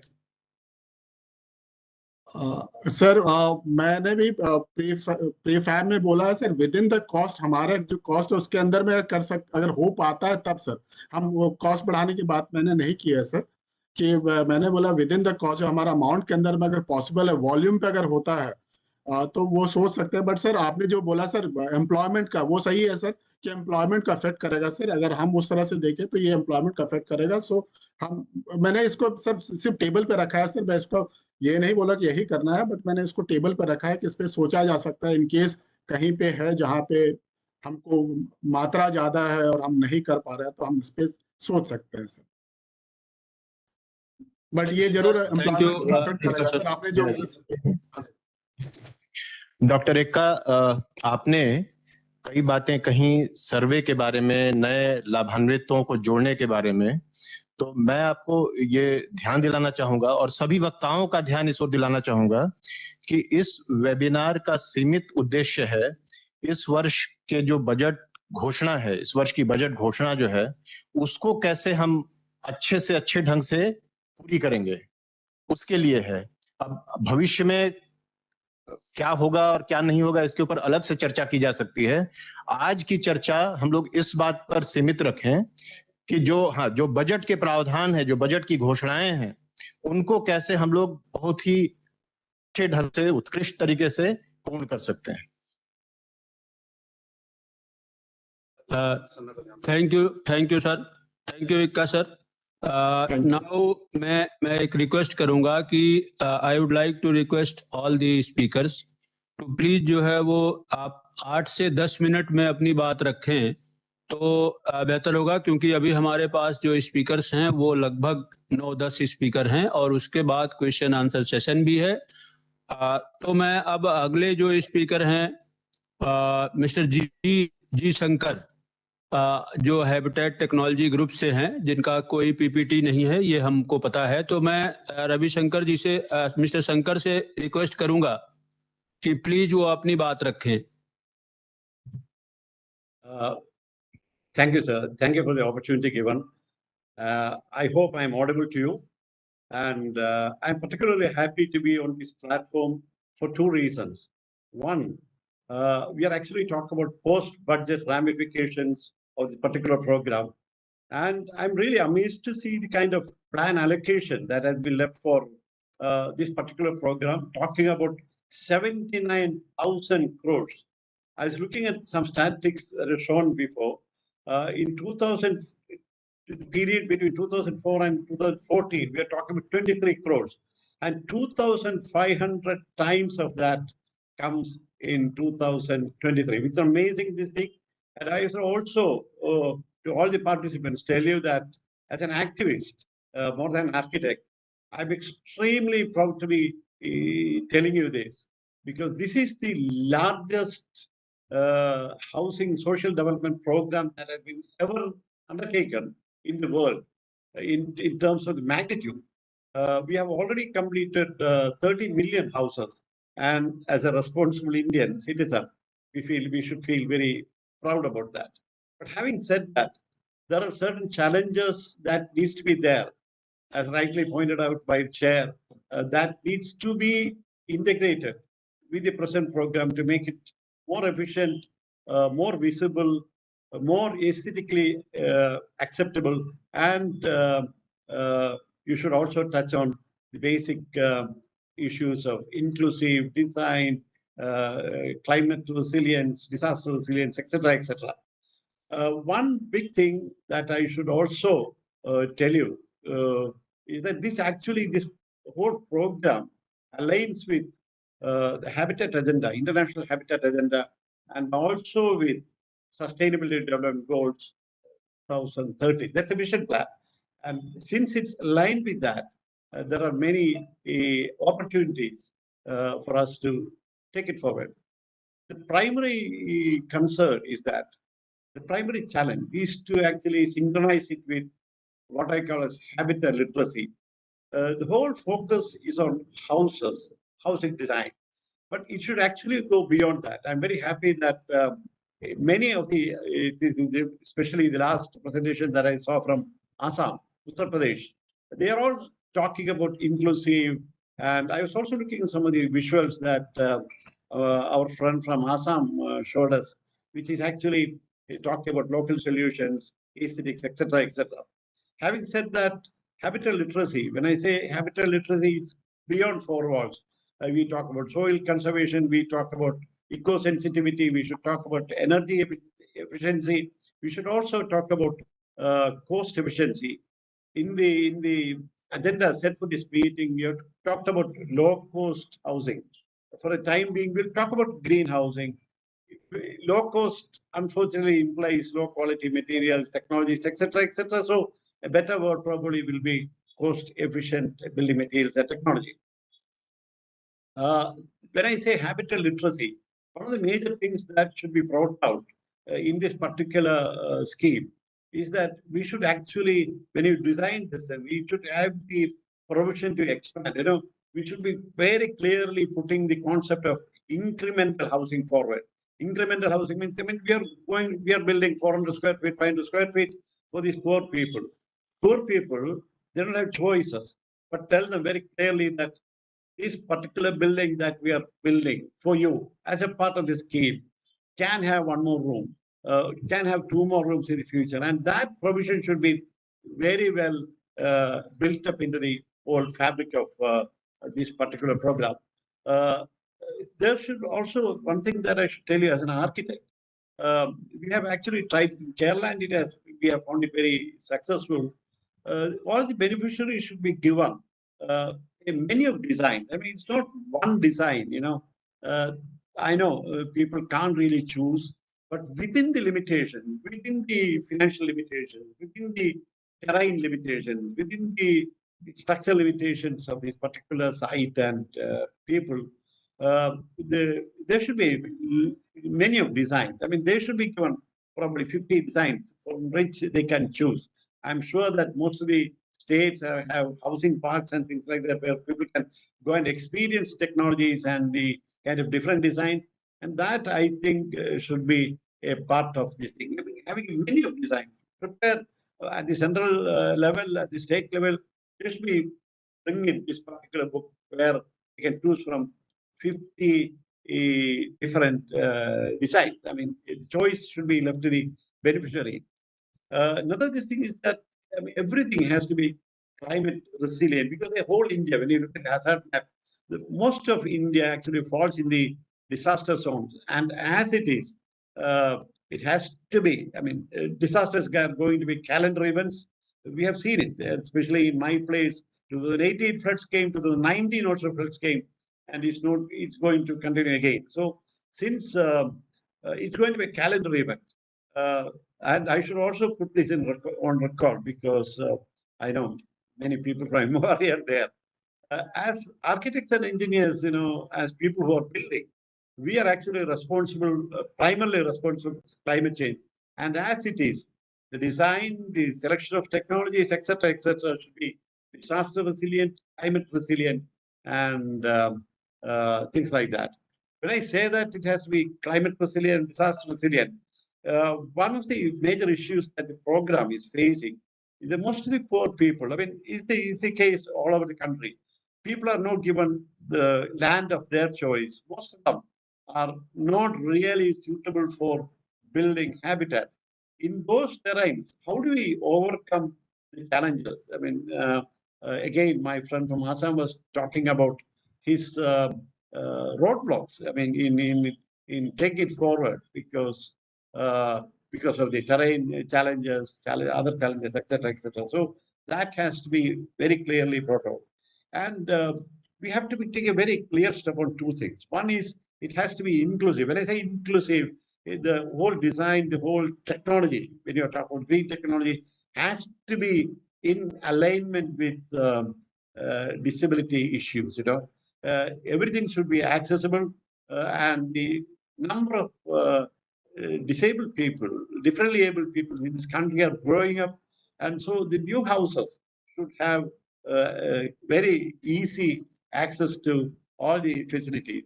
When I say that, I should also include gender sensitiveness because it is becoming a primary concern. I mean, I know government is trying to address it in many ways by giving the land document the name, but that has to be again brought into sharp this thing.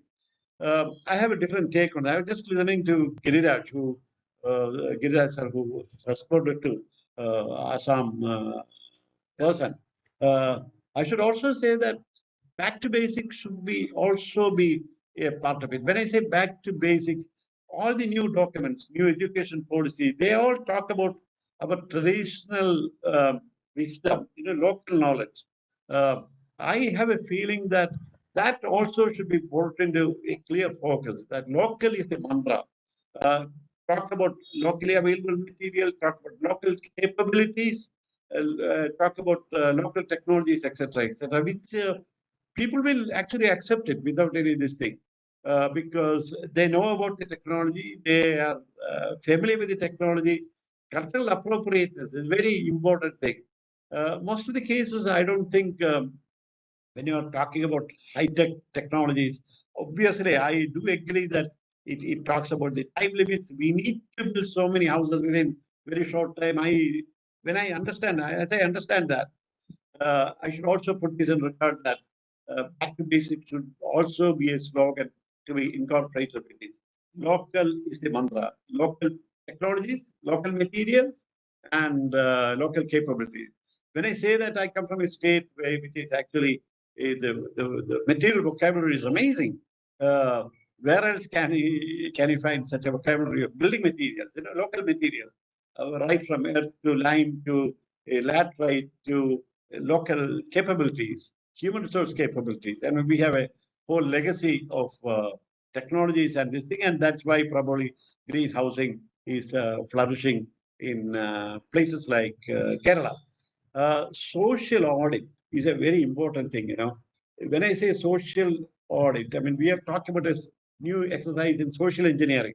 One is meeting the target, and one is about promotion of concepts like habitat literacy. Third thing, we are talking about disaster resilience and climate resilience. All these things put together, inclusive design, all these put together has to be integrated with green technologies and green materials. India needs insulating technologies and insulating materials because everywhere we are having, the climate is rising in, although we talk about probably a more moderate kind of a climate, most of the areas, the climate change is bringing in rise in temperature, rise in cold weather, and our architecture and our technologies should respond to that. To me, there are many technologies. I mean, Shailesh sir knows about it. That talks about insulating building materials and insulating technologies which are there already. So if you can integrate those things without adding the cost, it also talks about sensitive approach. It also talks about eco-sensitivity. If you can integrate all these things, definitely I would stop at that because I think my time is up. But let me also tell you that we are actually dreaming. We are dreaming together. And this is exactly why I'm very happy to be on this platform. We are dreaming together. We are talking about Amrit Kaal, which is coming. Let us dream together. Let us work together. And let us work for a completely look at this issue, where everybody has a house and things like that. When I say that, Atmanirbhar Bharat, I say it with such pride and with such passion that together,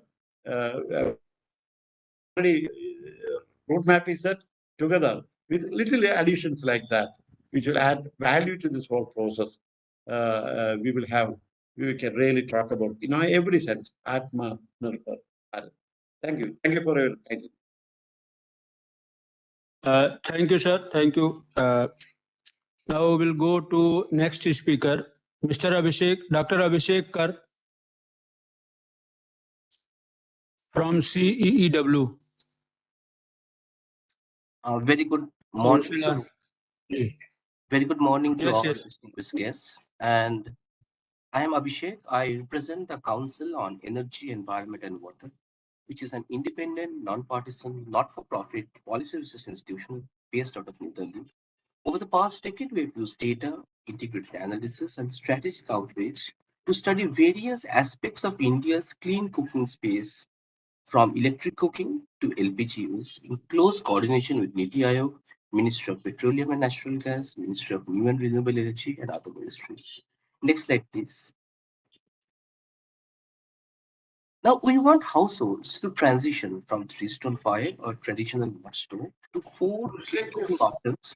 slide बड़ा कीजिए, slide को पूरा screen पे कर दो.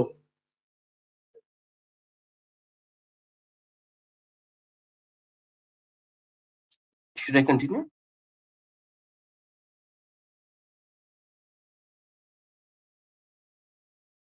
Should I continue? Please proceed. Okay. Yeah, please proceed.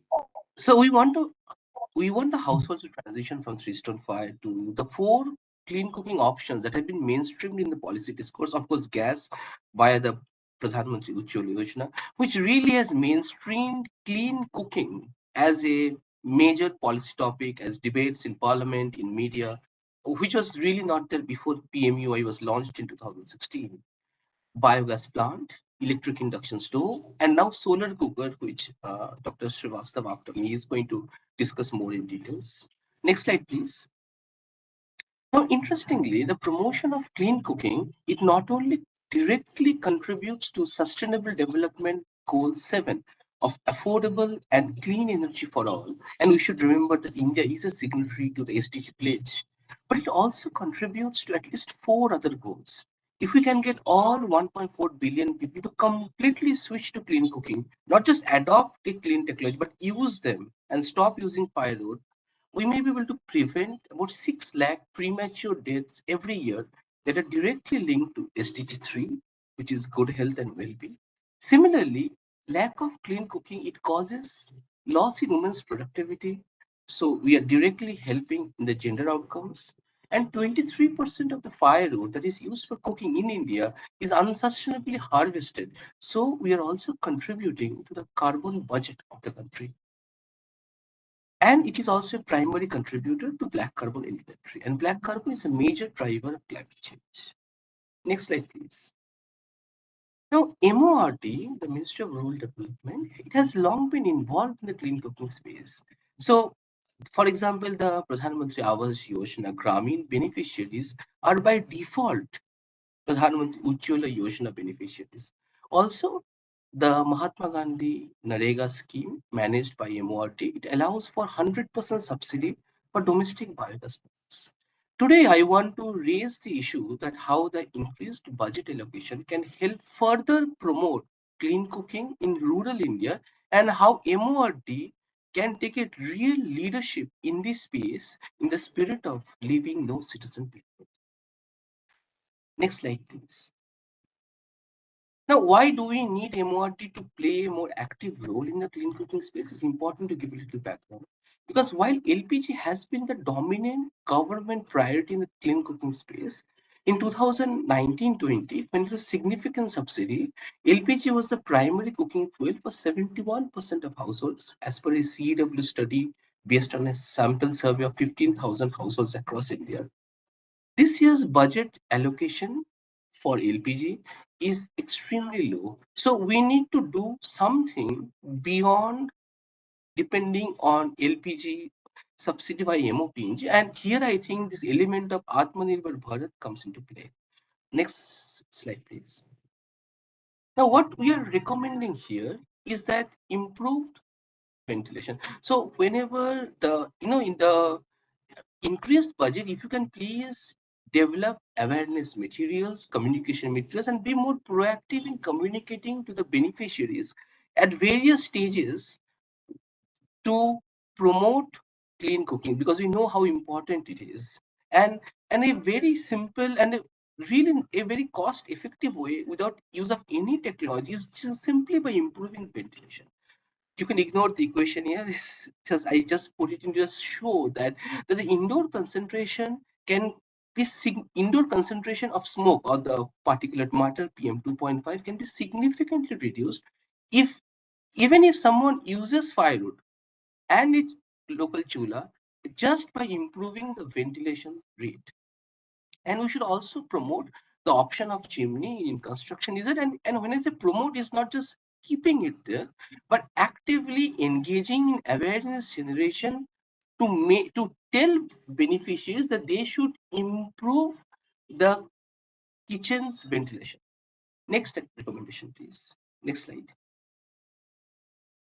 The second is that the importance of developing and including visual materials.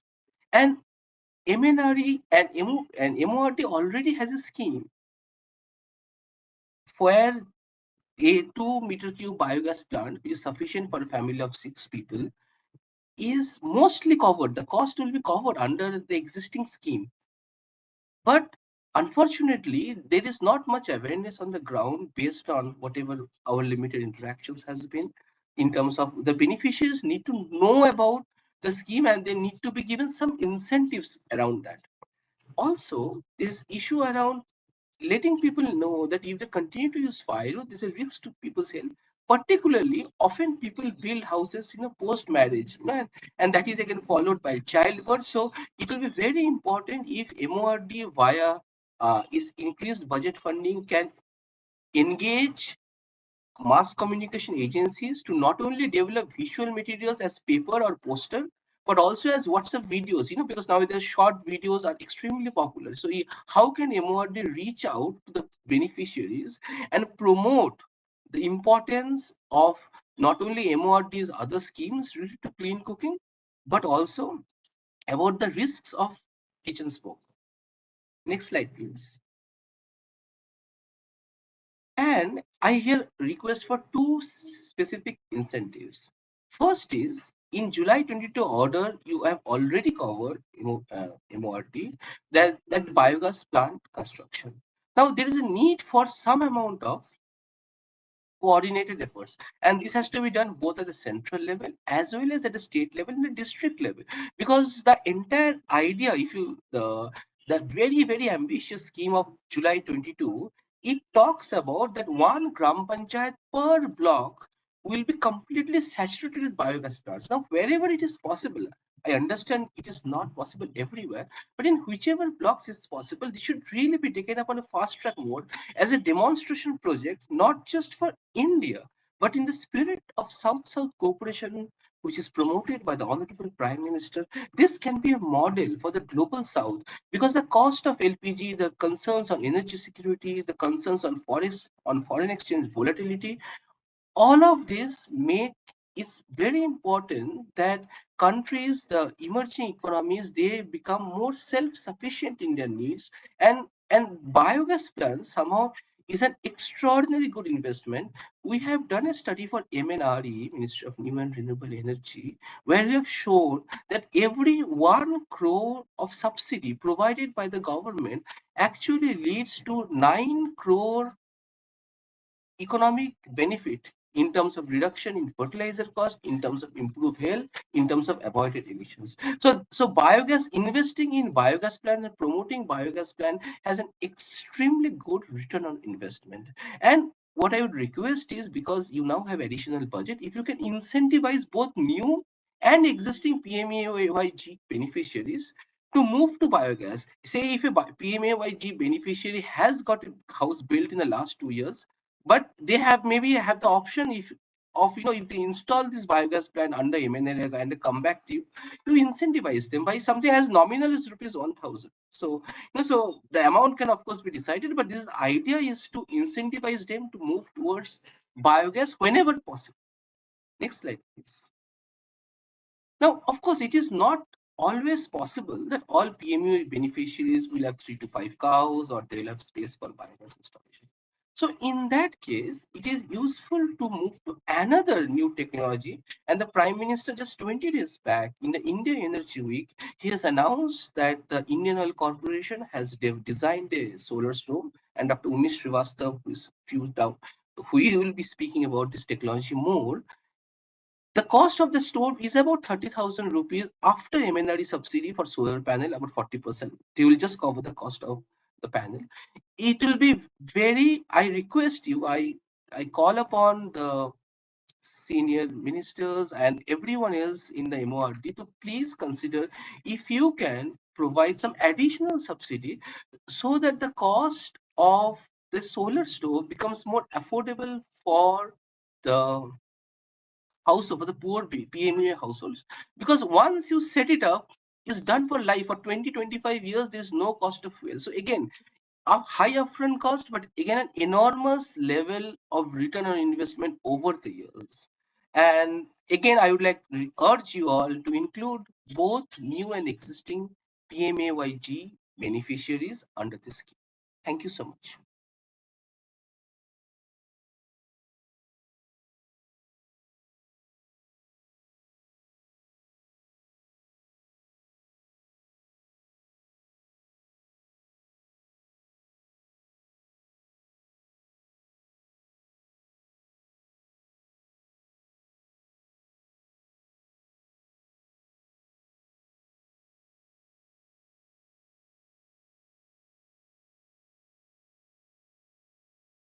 Good afternoon. Am I audible?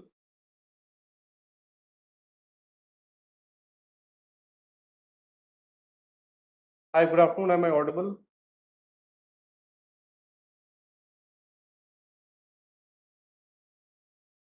Yes, you are. Yes, you are. Thank you so much. So, good afternoon to Honorable Ministers, Secretary, Additional Secretary, and other officials of Pradhan Mantri Awas Yojana Gramin and Pradhan Mantri Awas Yojana Urban, and other participants of this breakout session.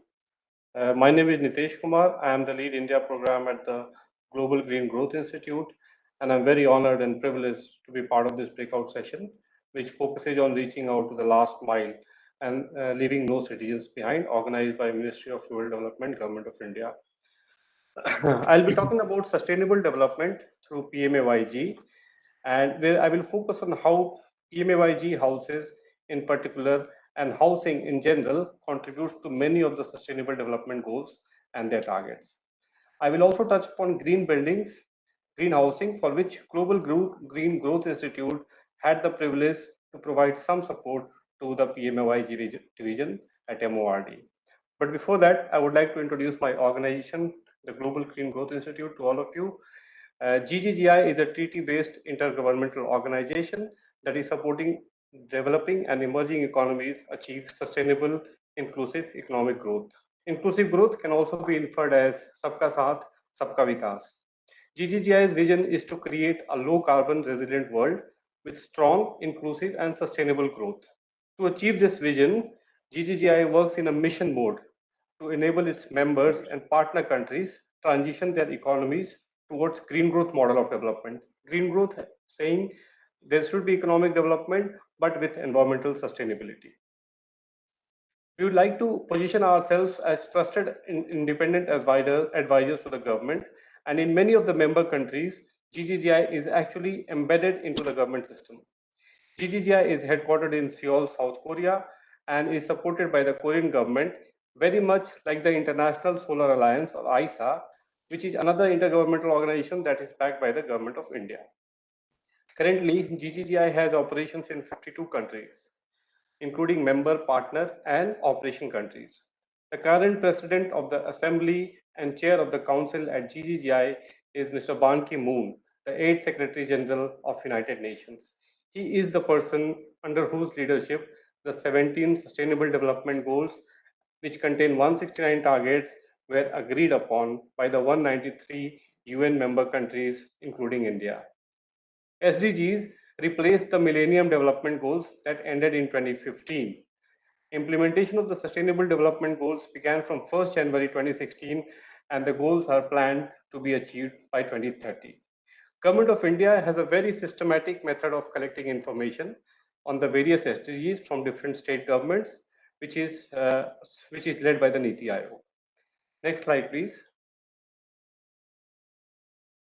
Okay, so this slide identifies the 11 Sustainable Development Goals and the 25 targets to which housing in general contributes. Pradhan Mantri Awas Yojana Gramin, which aims to reach the last mile and provide financial assistance to the poorest of the poor, has over the years promoted sustainable development of the rural economy in several ways. Just to cite a few examples, PMAYG houses have led to good health and well-being, which is SDG 3, of the poorest of the poor families living in the rural areas.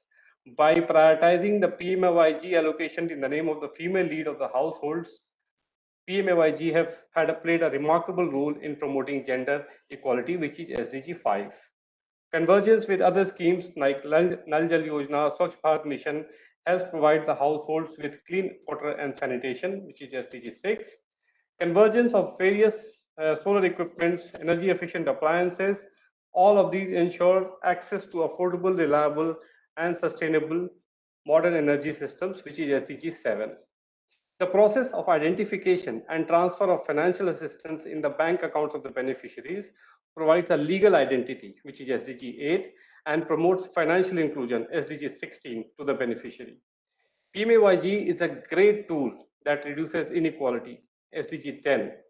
Inequality threatens long-term social and economic development, harms poverty reduction, and destroys people's sense of fulfillment and self-worth. Having said that, the sense of pride and self-worth that individuals and households feel after owning a pakka house on their own land is beyond the matrix of SDGs.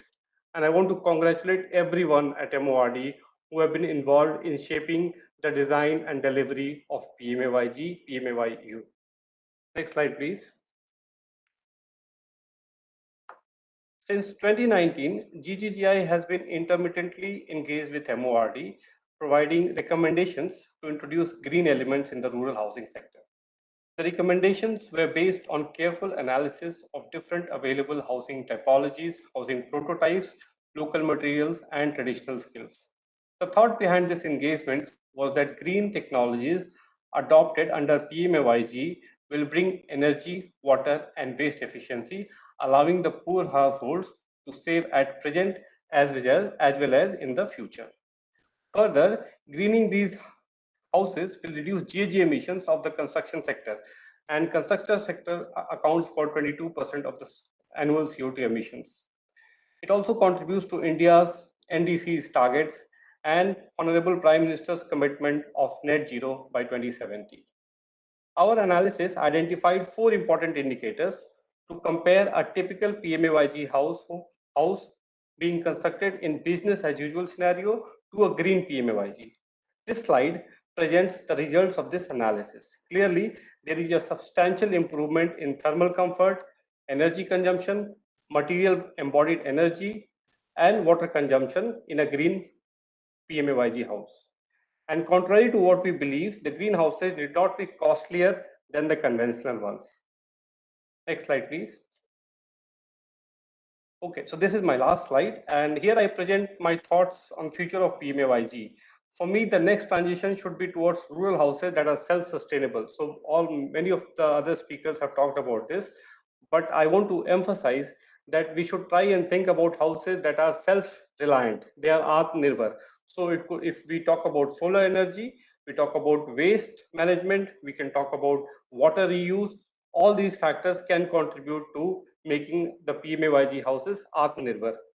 So in this, the energy, waste and water management is such that every household can sustain by themselves.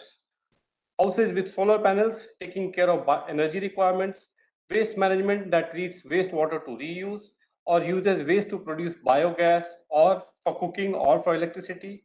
So villages in rural India, to be honest, have a very sustainable way of life, which is also circular, and it is important to enhance that sustainability and not be driven by modernization that has created havoc around the world through climate change.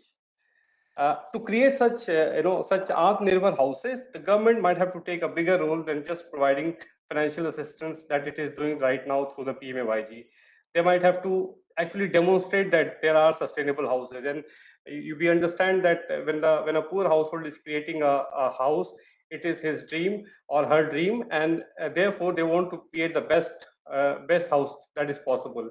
And for them to be aspiring for a sustainable or a green house, we need to demonstrate that these are actually very useful houses. These are very strong houses. There is a lot of energy efficiency that can happen. So in the end, I would also like to delve into the ways through which Government of India can shift to the next stage of in housing, especially when the demand will continue to grow with increasing population. For future planning, can rental models be explored, where beneficiaries are provided a fully functional house that is that is constructed and maintained by the government or the private sector for fixed years till the beneficiaries can build their own houses. Now, we also have to worry. We are talking about PMAYG and PMAYE, but there is also a lot of transition that is happening from Gramin to urban areas. A lot of people are migrating. How do we address their housing needs? That is something that we can try and delve into. I leave you all with this question once again, and I would like to congratulate MORD for reaching out to every citizen and exemplifying inclusive and sustainable growth through PMAYG. Thank you so much. Thank you very much Nitin. मैं आपसे अनुरोध करना चाहूंगा कि आप इस साल का हम लोगों का जो इम्प्लीमेंटेशन है उसको सुधारने के लिए कृपया स्पेसिफिक सजेशंस दीजिए। अभी तुरंत देने की जरूरत नहीं है, आप नोट कर लीजिए और जब क्वेश्चन आंसर सेशन होगा तो उसमें बताइएगा। आपने जो बातें कही वो काफी अच्छी हैं, लेकिन जनरल नेचर की हैं। हम लोगों के इस वेबिनार का सीमित उद्देश्य है कि इस साल का जो हमारा इम्प्लीमेंटेशन है बजट की घोषणा का, उसको कितना अच्छा हम कर सकते हैं और कैसे कर सकते हैं, इसके लिए हमको स्पेसिफिक सुझाव चाहिए। Sure, I understand. Thank you. Thank you, sir. Thank you, Nitesh. Now, the next topic is disaster resilient construction, and for which the speaker is Mr. Vivek Rawal, जो people in center अहमदाबाद से हैं। राहुल साहब, मैं आपसे आग्रह करूंगा कि आप अपने विचार रखें, लेकिन इस बात का ध्यान रखें कि 8 से 10 मिनट में अपनी बात हो जाए। और जैसा कि सचिव साहब ने कहा कि क्या हमको करना है in the next financial year to achieve कि हम लोग जिससे कि 2.95 करोड़ हाउसेज इन PMAYG जो हाउसेज हैं टारगेटेड इन PMAY, उनको हम समयबद्ध रूप से जो है वो कंप्लीट कर सकें। Now over to Mr. Vivek Rawal. Session Chair, Honorable Minister, officials from MORD, MOUD and different states, distinguished participants, good afternoon everyone. I am Vivek Rawal here from People in Center. Thank you very much for this opportunity to discuss some very important issues to improve implementation of Pradhan Mantri Awas Yojana, particularly with focus on disaster risk reduction. This is an aspect I believe has not yet received much needed attention, but is extremely critical. As we all know, that hazards are only naturally occurring events. It is mostly the unsafe buildings or other physical infrastructure that turns them into disasters and proves fatal for people. Therefore, today I wish to highlight this need and discuss how we can ensure that houses constructed under PMAY are hazard resistant and make communities disaster resilient. Just to remind everyone that India is highly prone to natural hazards. Out of 36 states and UTs, 27 are hazard prone. 58.6% of land is prone to moderate to high intensity earthquakes. 12% land is prone to flooding. 76% of our coastline is prone to cyclones. So the disasters due to these natural hazards can pose a very serious threat to people's habitat and economy.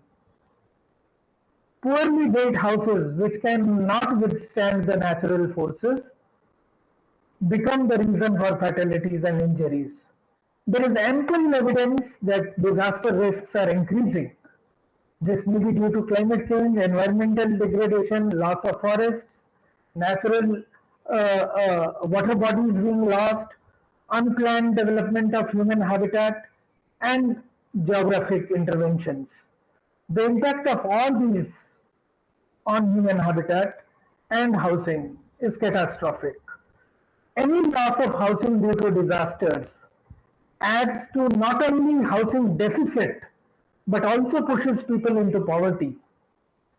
Many post-disaster need assessment reports have shown that housing is the largest sector normally after disasters in terms of economic losses. The need of hazard-resistant construction is further amplified by the fact that millions of houses are going to be built under PMAY.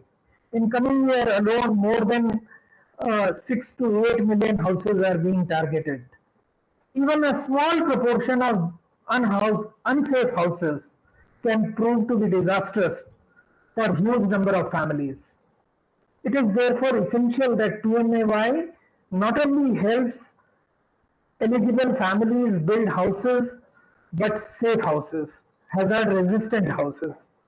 And if PMAY houses are built in hazard-resistant manner, it will not only ensure community resilience, but also give impetus to sustainable economic development. In past few years, actually, for more than 2 decades, we, along with other like-minded organizations and groups, have been working on the issues of social housing and hazard-resistant construction. During this period, we have had opportunity to involve in various parts of the country as well as other countries of South Asia. Based on our studies, community engagement, practice, and learning, I would like to discuss a few specific points which I think can help in ensuring houses built under PMAY to be hazard resistant. First and foremost, we need to acknowledge that certain geographic areas have comparatively higher disaster risk. In areas that are prone to higher disaster risk, additional structural features are necessary for the house to withstand higher stresses and forces. This means that houses in high seismic areas need to be built in a way that they do not collapse in earthquakes. The houses in flood-prone areas should not be damaged due to excessive water. Houses in cyclone-prone areas should not be affected badly due to high wind speeds or storms. So this requires 3 things. 1, awareness of hazard risk zone where the house is located and extent of possible natural forces. Knowledge about additional structural features that need to be incorporated to withstand these forces. And third, access to additional financial support necessary for incorporating these features. As PMAY recognizes certain areas as difficult areas with perspective of accessing materials, it is also necessary to identify need of additional structural requirements in construction in high hazard risk areas. Therefore, it is needed that high hazard risk areas are also included in the category of difficult areas, so that structural details and features necessary for hazard resistance can be incorporated in the houses. Second point. My points are not probably in the order of this presentation on the screen. Pardon me for that, but for better flow of my points, those may be little, I may be speaking in a different order. So there is need to relook at how Pakka and Kacha houses are defined. PMAY under Housing for All aims to provide Pakka houses to those currently living in Kacha houses.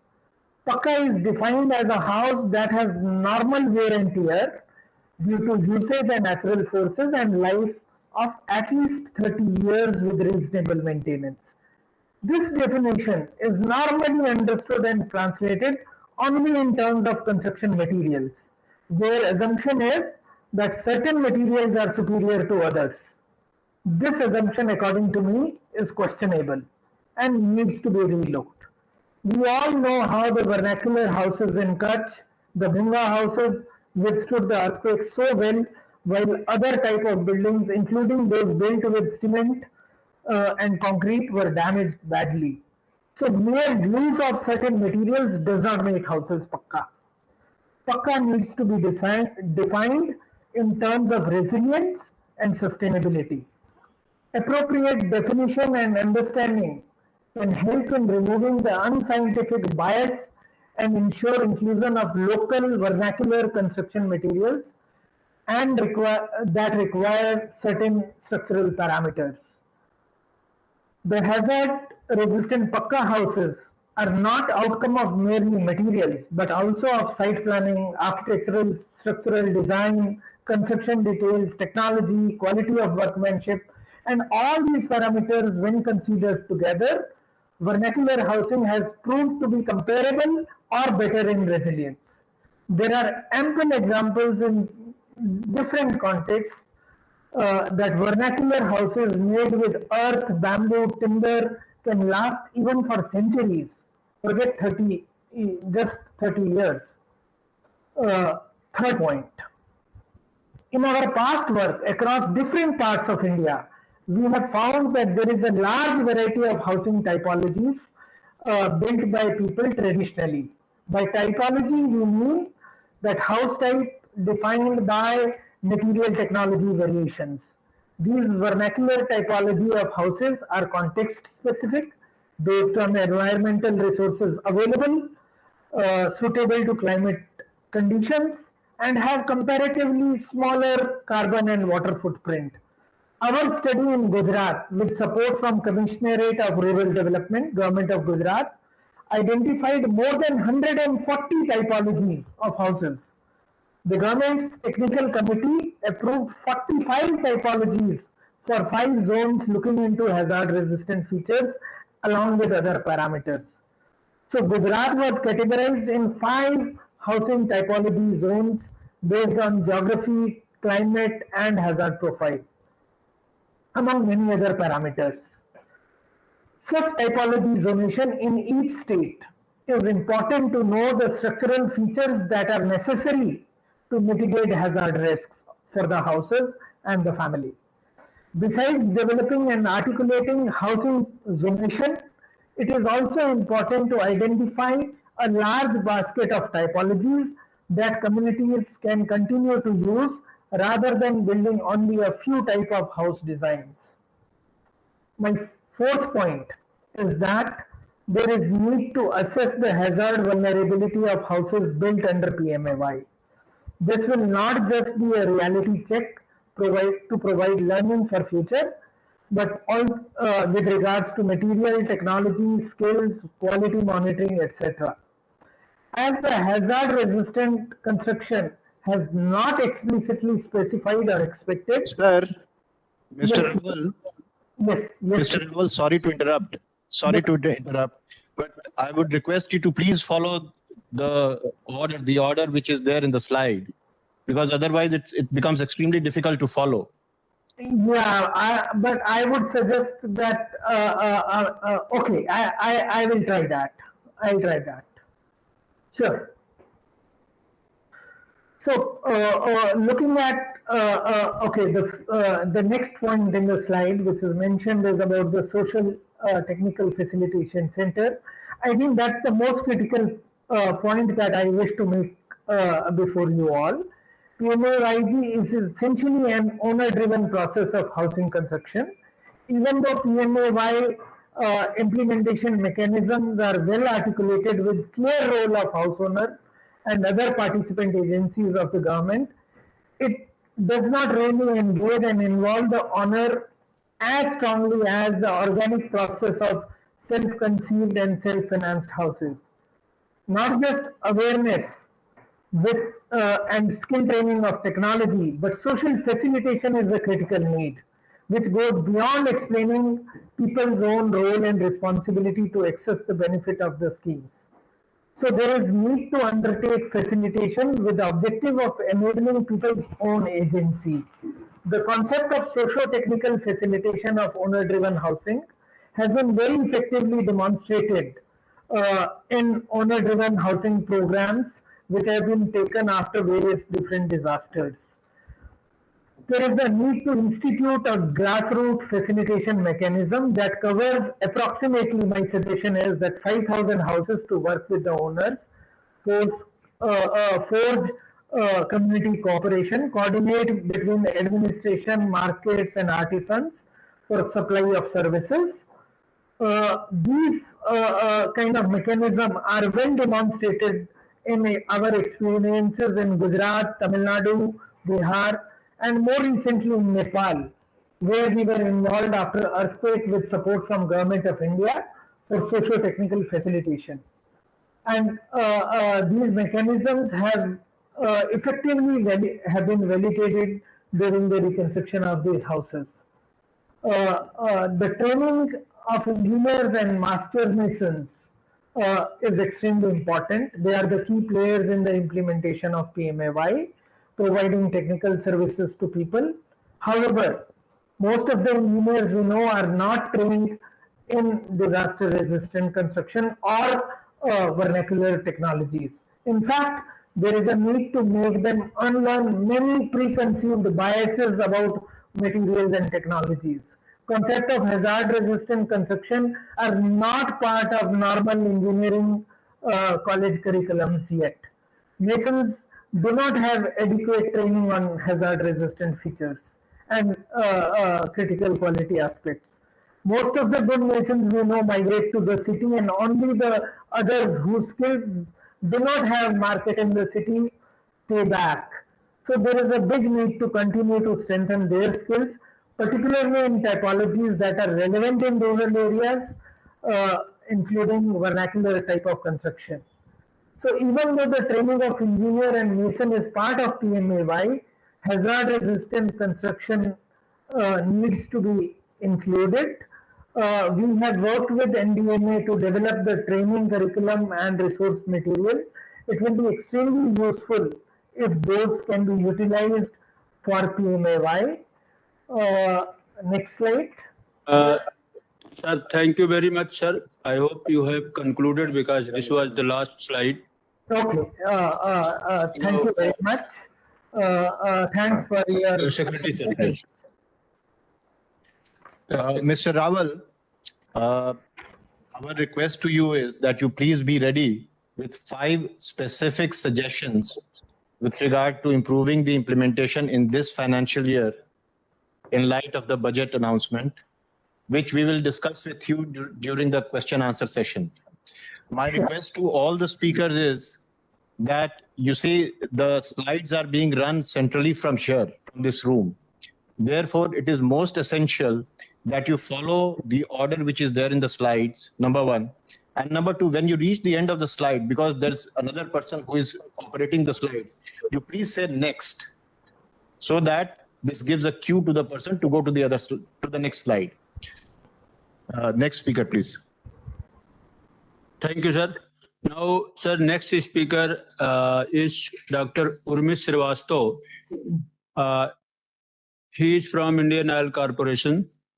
And I request Dr. Urmish to please share our PPT and discussion. नमस्कार आदरणीय Dr. Urmish, please. जी नमस्कार आदरणीय मंत्री महोदय, ministry of rural development के सचिव, सभी आवाज नहीं आ रहा। उर्मिश जी, थोड़ा सा आप अपने को क्लोज करिए माइक के। हेलो, और थोड़े अभी ठीक है बढ़ाओ साहब? भाई राजीव, आप आवाज बढ़ाओ अपने यहाँ से। Hello hello please go ahead. Hello, अभी हाँ, नमस्कार मंत्री महोदय, मिनिस्ट्री ऑफ रूरल डेवलपमेंट के सचिव, सभी सीनियर ऑफिशियल्स, स्टेट से जुड़े हुए ऑफिशियल्स एंड मेरे को पैनलिस्ट, मेरा सौभाग्य कि ये प्रेजेंटेशन में कर पा रहा हूँ आज के इस फोरम पर। ये जो नेक्स्ट स्लाइड प्लीज। मैं अपने आगे के 7 से 8 मिनट में सिर्फ एक ऐसे डेवलपमेंट के बारे में बताना चाहता हूँ यहाँ मौजूद सभी महानुभावों को, जो कि सोलर कुकिंग से रिलेटेड है और इंडोर सोलर कुकिंग से रिलेटेड है। और इसकी प्रेरणा और आह्वान आदरणीय प्रधानमंत्री जी ने किया था 2017-18 के दौरान, जब उन्होंने कहा था कि कोई ऐसा सोलर चूल्हा जो कि घर के सभी प्रकार के भारतीय व्यंजन बना सके, जिसमें रोटी भी बन सके, पकोड़े भी बन सकें और सब तरह का खाना बना सके, इस तरह का एक उन्होंने आइडिया को जन्म दिया था। और उस पे चलते हुए इंडियन ऑयल के रिसर्च सेंटर से, जो कि फरीदाबाद में स्थित है, हम लोगों ने पिछले 4 साल अपने इस प्रोजेक्ट में दिए और ये एक प्रोडक्ट बनाया है। ये बेसिकली सोलर पैनल से इलेक्ट्रिसिटी को लेता है और घर के अंदर रखे चूल्हे तक पहुंचाता है, जिसमें कि जो सोलर कुकर है उसके अंदर एक थर्मल स्टोरेज मटेरियल हमने यूज किया है, जो कि इलेक्ट्रिसिटी को हीट में कन्वर्ट कर लेता है और हम हीट को स्टोर करते हैं, ना कि हम इलेक्ट्रिसिटी को बैटरी में स्टोर करते हैं। और ये माना गया है कि स्टोरेज एनर्जी का बहुत जरूरी है कुकिंग के लिए। किसी भी समय अगर व्यक्तियों को खाना बनाना है तो हम हीट को स्टोर करते हैं और जब भी खाने बनाने की जरूरत होती है उस हीट का उपयोग करते हुए खाना बनाया जा सकता है। ये अपने आप में एक रिचार्जेबल है, हर समय किचन में कनेक्टेड रहता है सोलर पैनल से। ये सब तरह के खाने के ऑपरेशंस को पूरा करता है, बॉइलिंग को, स्टीमिंग को, डीप फ्राइंग को, रोटी वगैरह भी ये बनाता है, क्योंकि हाई क्वालिटी हीट इसमें हम स्टोर करते हैं। इसमें जब सूर्य होता है तो सूर्य की जो भी एनर्जी अंदर आ रही होती है उसी को यूटिलाइज कर लेता है, और अगर खाना नहीं बना रहे होते हैं तो उस एनर्जी को वो स्टोर भी करता है। और उन दिनों में जबकि बारिश का समय हो या एनर्जी स्टोर्ड कम हो या ठंड के दिनों में जब बादल वगैरह आ जाते हैं, तो ये ऑक्सिलरी ग्रिड की इलेक्ट्रिसिटी भी ले सकता है। जितनी सोलर की है सोलर लेगा और उसी के साथ साथ ये ग्रिड की भी लेगा पैरेलली, और ये इसका अपना चार्जिंग लेवल पूरा रहता है। इसमें बहुत ज्यादा मेंटेनेंस नहीं है। इसके बनाने में जो हम लोगों ने कंपोनेंट्स यूज किए हैं वो लगभग सभी हमारे देश में बनते हैं। सोलर पैनल और थोड़े से कम जो सेमी कंडक्टिंग मटीरियल, जो डिस्प्ले मटेरियल है उसके अलावा, और इसका लगभग पूरे समय हम उपयोग कर सकते हैं। अभी हमने इसको पिछले मार्च से लेकर अभी तक सिंगल बर्नर का अनावरण किया था, और इसका हमने देश के 50 शहरों में, गांव में ट्रायल भी किया और डेटा जनरेट किया।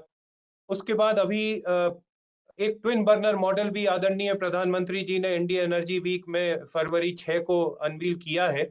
और अब इसके साथ हमारे ये 3 मॉडल हो जाते हैं। एक तो मैं नीचे से चलूंगा, अगर आप अपनी स्क्रीन पे देखें, सिंगल बर्नर सोलर कुकटॉप है, जिसमें कि सिर्फ एक कुकटॉप है, सोलर पैनल लगा हुआ है। इसके बाद एक डबल बर्नर हाइब्रिड कुकटॉप है, जिसमें कि सिंगल बर्नर कुकटॉप के अलावा एक नीचे ट्रे दी हुई है, जिसमें कि सोलर नहीं ग्रिड की इलेक्ट्रिसिटी से ट्विन बर्नर का एक रूप दिया हुआ है। और एक डबल बर्नर सोलर कुकटॉप है, जिसमें कि 2 बर्नर, जैसे कि हमारे एलपीजी में होते हैं, एलपीजी कुक स्टोव में होते हैं, उस तरह का ये प्रावधान दिया हुआ है। Next slide please. तो सिंगल बर्नर कुकटॉप, ये जैसा मैंने बताया, इसमें एक पैनल होता है 500 वाट पीक का, और ये इसके अलावा इसमें हाइब्रिड मोड का भी प्रावधान है कि जितना सोलर से चार्जिंग हो रही हो जाएगी, बाकी हम इलेक्ट्रिसिटी से ले सकते हैं। ऐसे ही डबल बर्नर हाइब्रिड कुकटॉप में सिंगल बर्नर प्लस एक ऐसा कुकटॉप है जो कि सिर्फ ग्रिड से इलेक्ट्रिसिटी लेता है, और तीसरा डबल बर्नर सोलर कुकटॉप है जो कि पूर्णतः सोलर से भी चल सकता है और ग्रिड से भी चल सकता है और कॉम्बिनेशन से भी चल सकता है।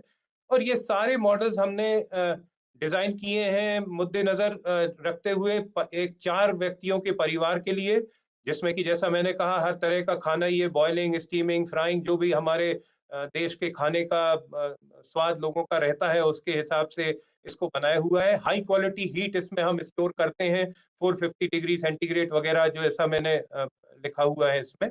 और इन स्लाइड्स के अलावा बस मैं एक छोटी सी बात ये बताना चाहूंगा कि इंडिया रेसिडेंशियल एनर्जी सर्विसेज का एक सर्वे था जिसमें कि उन्होंने कहा था कि हमारे देश में लगभग 1/3 रूरल पॉपुलेशन के पास क्लीन कुकिंग का सोर्स नहीं है। उसके अलावा कुछ टियर 2 और टियर 3 सिटीज भी हैं जहां पर अनक्लीन कुकिंग के सोर्सेज यूज होते हैं। तो मैं निवेदन करूंगा आज के इस फोरम पर कि अगर आदरणीय प्रधानमंत्री जी ने फरवरी 6 को जब डबल बर्नर का अनावरण किया था तो एक फिगर का टारगेट दिया था कि किस प्रकार अगले 3 या 4 साल में 3 करोड़ के नंबर्स हम देश में लगा सकते हैं। तो इस सर्वे रिपोर्ट को देखते हुए 65% के करीब अगर हम 2025-26 तक रूरल हाउस होल्ड में लगा दें, टियर 2 हाउस होल्ड में 15 और टियर 3 हाउस होल्ड में 20% लगा देते हैं, तो 3 करोड़ का आंकड़ा हमारा पूर्ण होता है। और जहां तक तैयारी की बात है, इंडियन ऑयल ने ओपन टेंडर कर 10 वेंडर्स को अभी हमने तैयार कर दिया है जो कि सिंगल बर्नर कुकटॉप को रोल आउट करने के लिए इमीडिएटली तैयार है। और मैं निवेदन करूंगा कि प्रधानमंत्री आवास योजना ग्रामीण एवं अर्बन दोनों के माध्यम से अगर इसको थोड़ा पुश किया जाए तो ये एक क्लीन कुकिंग का बहुत अच्छा सोर्स साबित होगा। धन्यवाद। Thank you doctor Srivastava. अभी तक के जितने वक्ता थे वो PMAY के संदर्भ में प्रमुखता उन्होंने अपनी बातें रखी हैं। अब जिन्हें मैं आमंत्रित करता हूं, श्री हर्षवर्धन पटोदिया साहब जो प्रेसिडेंट हैं क्रेडाई के, जो अपने विचार जो है वो प्रधानमंत्री आवास योजना अर्बन में रखेंगे और उनका टॉपिक है enhancing private participation in affordable housing sector, what are the role of access to capital and income tax / GST provisions. So now I request Dr. Patodia, Sri Harshvardhan Patodia ji, for his talk. Patodia sahab, please. Good afternoon to everybody. Hari, are you on the call? Can you put on the PowerPoint? Next slide. Value. Friends, the PMAY scheme, both urban and rural, has been a very, very big success in the country. And the union budget, the union budget 23-24 further builds on the blueprint for India at 100, which was announced in the last year's budget. The budget recognizes the need for housing both in rural and urban areas and increasing pace of urbanization. We are very encouraged with the allocation of 79,000 crores to the PMAY scheme. This will definitely achieve the housing for all mission. The Urban Infrastructure Fund will be instrumental in developing cities that can cater to the infrastructure needs of our future cities in terms of connectivity, transportation, all urban, other urban infrastructure. The focus on sustainability, green technology, green building will further India's net zero agenda. Next slide. Our Honorable Prime Minister Shri Narendra Modi ji announced his vision of housing for all by 2022 in June 2015 with a target of building 1.14 crore houses in urban areas. 64 lakh houses have already been constructed and 50 lakhs are under various stages of construction. To supplement our Honorable PM's vision, many CREDAI members launched affordable housing projects across the country. Since 2015, at an average of 2.5 lakh units per year, the private sector has constructed more than 17.5 lakh units in the affordable housing segment. 54 global innovative construction technologies have been identified under PMAYU that will be instrumental in starting a new era in the Indian construction technology sector. Next slide, please. Our suggestions for enhancing private participation in affordable housing is as follows. In the income tax, there is section 80IB. The period of completion of affordable housing projects has been increased to 5 years, while now amendment made in Finance Act 2018. The provision of 80IB may be extended for another 5 years, as the demand for affordable housing has not been met yet in most parts of the countries. The project should be deemed to have been approved on the date on which the building plan of such housing was first approved by the competent authority, and the projects which are already advanced in terms of land acquisition approvals, etc., are more capable of being converted into affordable housing projects than greenfield projects. Then we have another suggestion on the threshold limit of affordable housing. The threshold limit of sale value of 45 lakhs and carpet area of 90 square meters in non-metropolitan cities or 60 square meter in metropolitan cities was prescribed for affordable housing units in the year 2019. There has been a steep increase in the price of construction raw materials, and the cost of construction also has gone up. So plus there are different land values in different part of the country. For example, Bombay has a different value, Calcutta has a different value, Bangalore has a different value. So we need to have a relook at this. So there's an important need to relook at the affordable housing definition. I think there should be no cap on the sale value. There should be a cap on the carpet area of construction, which we recommend 120 square meters in the non-metropolitan cities and 90 square meters in metropolitan cities. And the limit of area should be the only criteria, not the price, if we want affordable housing to be developed across the country. Affordable housing, next slide, was given the infrastructure status. With the rising land material labor cost, developers are working on wafer thin margins and are finding it difficult to launch affordable housing projects. Affordable housing has been accorded infra status and is already included in the harmonized list of infrastructures. But the challenge is that the financial institutions, the banks, still treat any financing to any affordable housing project as commercial real estate funding and not as infrastructure funding or a private sector lending. This issue needs to be addressed with the RBI so that the banks are encouraged to prioritize developer financing in the affordable housing project, and the financing given to them is reclassified. We have another issue which is challenging especially for the affordable housing sector, is the non-availability of GST input. The government in March 2019 reduced the rate of tax in respect of residential projects commencing on and after 1st April 2019. The reduced effective tax provided are 1% in case of affordable apartments and 5% on construction of apartments other than affordable, with restriction on availing ITC. In sync with the resounding view of real estate developers across the country and to address the issue of varying land prices and steep increase in input cost, we would request the GST Council to consider allowing the facility of charging either at the old rate of 8% or 12% with ITC, or the rate of 1% or 5% without ITC. The developer can be given the choice of choosing the rate project-wise. This would be like a dual scheme. I think without this, the cost for a developer for building an affordable housing project has become challenging, and this is coming in the way of building affordable housing projects and a business model being created for the real estate developer. Then we have a suggestion on the credit-linked subsidy scheme. The deadline to avail benefit of CLSS subsidy to MIG group expired on 31st March 21, where the CLSS scheme for LIG and EWS segment expired on 31st March 22. The CLSS struck resonance with low and middle class income group families, and the withdrawal of the scheme has dented the dream of many prospective home buyers. We would request the CLSS scheme to be reintroduced, as developers believe the subsidy offered will motivate the fence sitters and prospective buyers in finalizing the decision of buying a house. Next slide. Incentivizing developers for developing affordable housing projects will go a long way in achieving the object of housing for all. Incentives like BOCW cess waiver, quick approvals and clearances, lower interest rates will give the much needed impetus to private sector participation in affordable housing. And we would request the government to accelerate and facilitate PPP models for affordable housing projects by providing unutilized land and many more, and to provide land for affordable housing projects so that many more projects can be quickly launched. And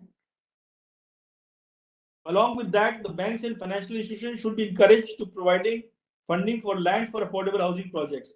I think if some of these suggestions are made, there will be a larger participation of private participation in affordable housing sector. Otherwise, the business model which is currently available is challenging to a large extent to all the developers, especially in the metro cities or area adjoining the metro cities. Thank you so much. Thank you, sir. Now, next speaker is Subhagato Das Gupta. He is from Center for Policy Research, and his topic is issues of availability and affordability in low-income group housing, urban housing. Shri Das Gupta ji, please.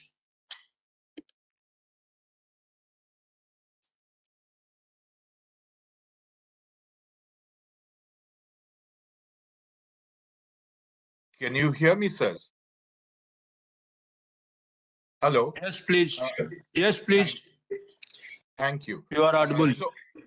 Thank you. I'll be looking at realizing housing for all in Amritkal and looking at some 4 ideas to strengthen the availability of affordable low-income urban housing through 2 concepts. One is product diversification, and the second is slum upgrading. Next point. Next slide, please. Housing in urban areas especially is very much part of the global economy. And as India's growth shows resilience, one of the key indicators has been the price of housing, the demand for housing itself. Next slide, please. Next, yeah.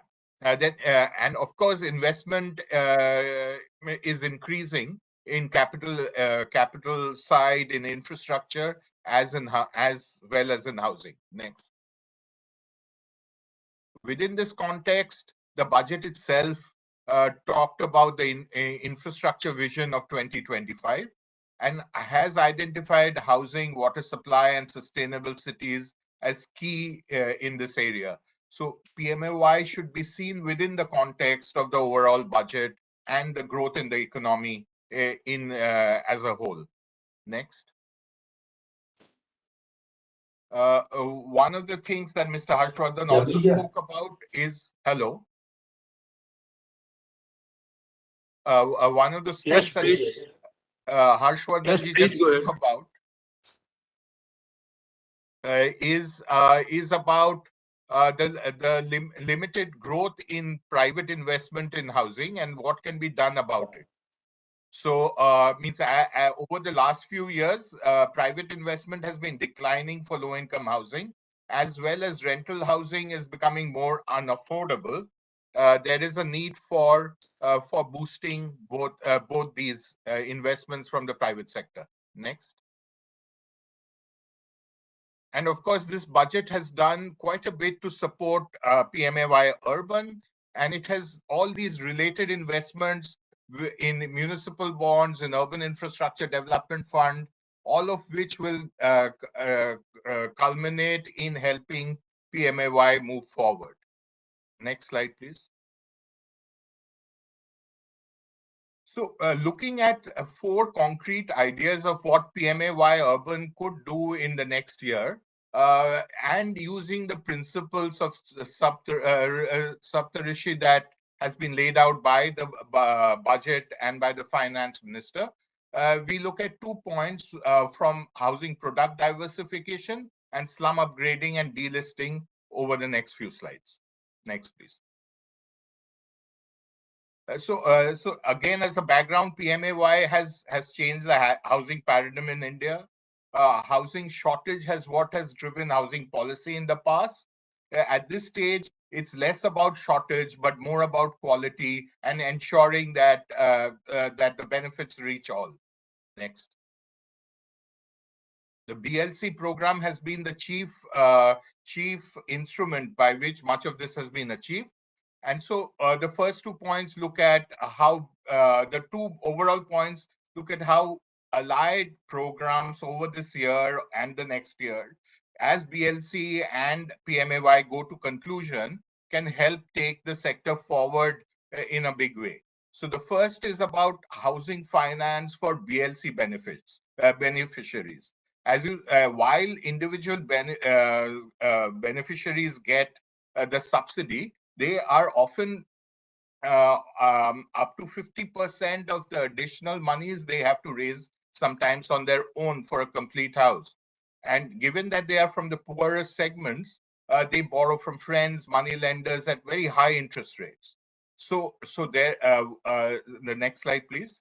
The way PMAY is currently structured, the CLSS scheme, which Harshvardhan also just spoke about, targets only the middle and the higher LIG segments is where most of the benefits go. And so as to not duplicate subsidy in one sense, the BLC beneficiary is excluded from interest subvention. However, it is the poorest who have the greatest difficulty in raising access to finance and have more demand for it.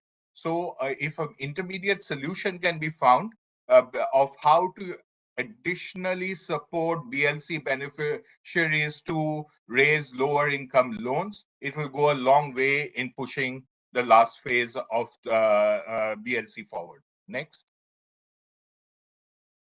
The next is about rental housing. During COVID, there was a big push for rental housing in the PMAY scheme.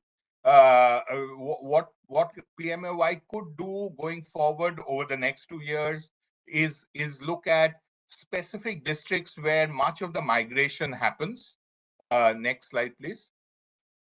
And come up with a set of incentives which can address the needs of migrants, incentivize tenants to some rental support, and encourage small landlords who are anyway providing much of this housing in an informal way to start formalizing the rental in these districts, specific districts, which see most of India's migration. There are 50 of these districts which need to be targeted. So the second intervention in product diversification is to further the rental housing window that the PMAY has opened with a set of new instruments. Next. The third area is about slum upgrading, the 2 points from slum upgrading. And again, first looking at the BLC itself, the beneficiary-led construction program, one of its key weaknesses is that it leaves the area around the house underdeveloped. So while housing consolidation has happened, often public benefits are not also available. So be it water supply or roads or drains, things which a household can't do on their own, unlike the toilet, are yet to be provided in many of these slum areas and low-income areas. And that's reflected as you do surveys on the ground. So next slide, please. Just as an example, there are other states like Punjab and Kerala, at least, that I am aware of, who are doing similar work. But this case of Orissa, where the government has come in with a small program, which isn't very expensive, because the rest of the city has water supply. It's just about extending it within these slums. So there are these 9 services, which in a participatory manner is built by the community itself, and it connects to the main infrastructure, and thereby making these slums livable habitats and helping them de-list. So the PMAY program can also target a very good number of of delisting of slums as the strategy moves forward over the next 2 years. And this is a small investment, very much capable among the budget allocation this year. Next, final slides, please. Can we go ahead? There are a couple of clicks here. I think the animation hasn't been removed. 3 more, yeah. Thanks. So the final one is around investing in local data ecosystems. So as you might be aware, in the other programs of the Ministry of Urban Development, there is lots of planning support. There's digitization of maps and master plans that are happening. Often these areas where the low income live, where slums are left out of these master plans.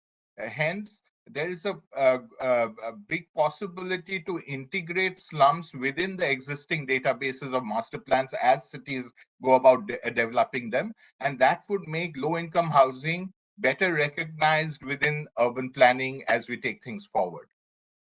Next slide, please. And of course, the local data ecosystem has to be top down, has to involve the communities, but they are standard models for doing this that states have been doing. Next, please. So in the final bargain, there are objectives of affordable housing where product diversification can lead to more rental housing. Here are some suggestions of doing that. And in the ownership housing, how BLCs can be improved. And the need for a slum freeness kind of program, which looks at basic services in lower income housing areas, which are not completely developed, but are developed through the BLC. Thank you. I'll leave it there.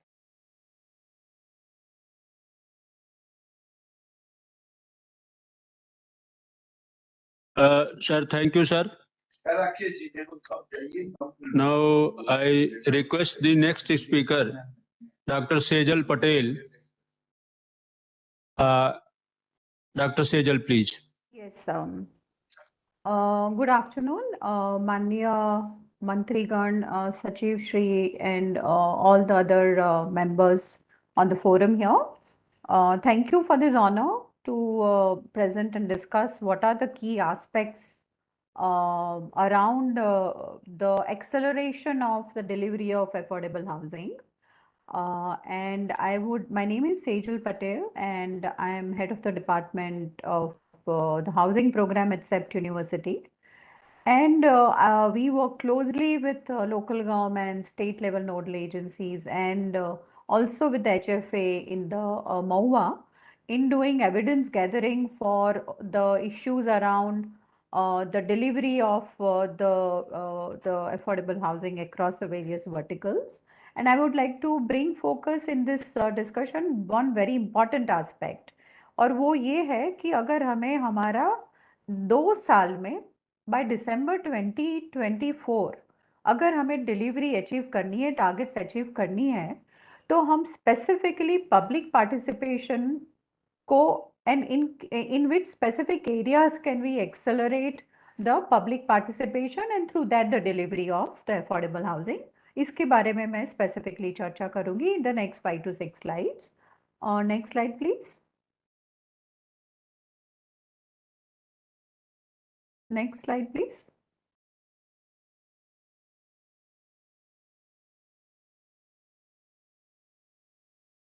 Can you move to the next slide? Hanji. So as I mentioned, the topic is facilitating the affordable housing through public participation. I would like to take this moment to really commend the government of India कि हम पिछले 20 साल से housing for all की बात तो कर, previous slide please. पिछले 20 साल से हम हाउसिंग फॉर ऑल की बात तो कर रहे हैं, बट हम द प्रीवियस स्लाइड प्लीज।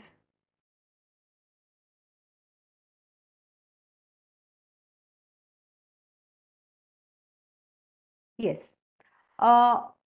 पिछले 20 साल से बात तो कर रहे हैं, बट अभी हमारे पास actually there is a actual very focused attention to this. Yes, please. Yeah, this is the right slide. There is an actual attention to it, and it is on all the segments and all the income groups in the housing.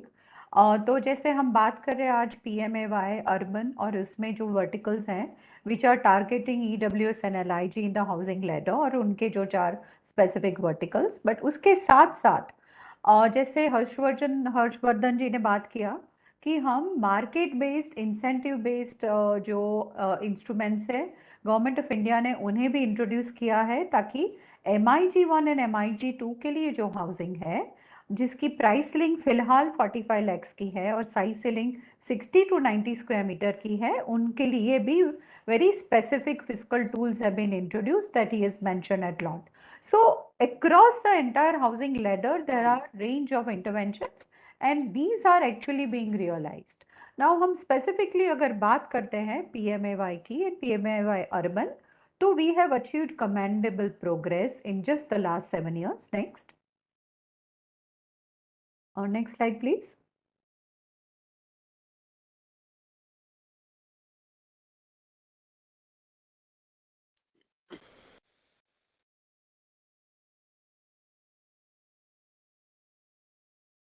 Yes. So the total target or the sanction units under PMAY, as we all are familiar, PMAYU is 120 lakhs or 12 million. और उसमें phenomenal achievement has been done in the last 7 years from 2017 till 2023. That is 70 lakh units have already been completed. Or this is at an average rate of almost 10 lakh units per year. And this is a very, very efficient delivery on ground, implemented through 35 states in the country. उसके पहले का as a comparison अगर हम देखें तो BSUP programme में पूरे 7 साल में 1 मिलियन का सैंक्शन यूनिट था और उससे आधे यूनिट्स थे जो ग्राउंड पे डिलीवर हुए थे. तो ये जो पूरा एक साल में हमने जो पहले के प्रोग्राम में जो थे वो सारे एक साल में यूजुअली सालाना ये डिलीवर हो चुका है on ground. So this is phenomenal progress and a big congratulations to the team of both PMAYU and R in designing and delivering on such a efficient basis. But अभी हमारे पास जो जैसे सचिव श्री रिमाइंड कर रहे हैं कि हम आज मिले हैं टू सी कि हम लास्ट माइल कैसे एक्सेलरेट करें और जो 25,000 करोड़ का बजट अभी अनाउंस हुआ है that is to complete the balance construction of the balance units. तो 120 लाख यूनिट्स में से 70 लाख यूनिट्स तो कंप्लीट हो चुके हैं. बाकी के जो 50 लाख है उनका completion on ground has to be done by December 2024. अभी इसका मतलब ये है कि हमें 50 लाख यूनिट्स इन 2 साल और करीब करीब 25 लाख यूनिट कंप्लीट करने हैं on ground in a year. तो अब तक हमने एज इट इज बहुत एफिशिएंटली डिलीवरी की हुई है बट उसका 2.5 टाइम्स एक्सेलरेशन करना पड़ेगा and this requires a multiple stakeholder participation.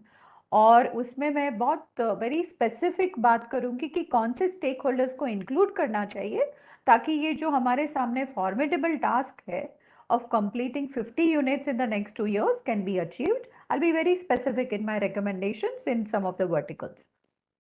Next slide, please.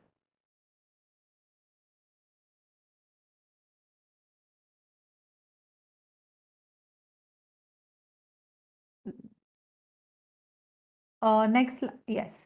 Acha, at this stage, I would also like to remind us that stakeholder participation is very well embedded in the design of the PMAYU. This is probably the first time in the history of our independent India that entire program ka jo demand has come up through a bottom up approach.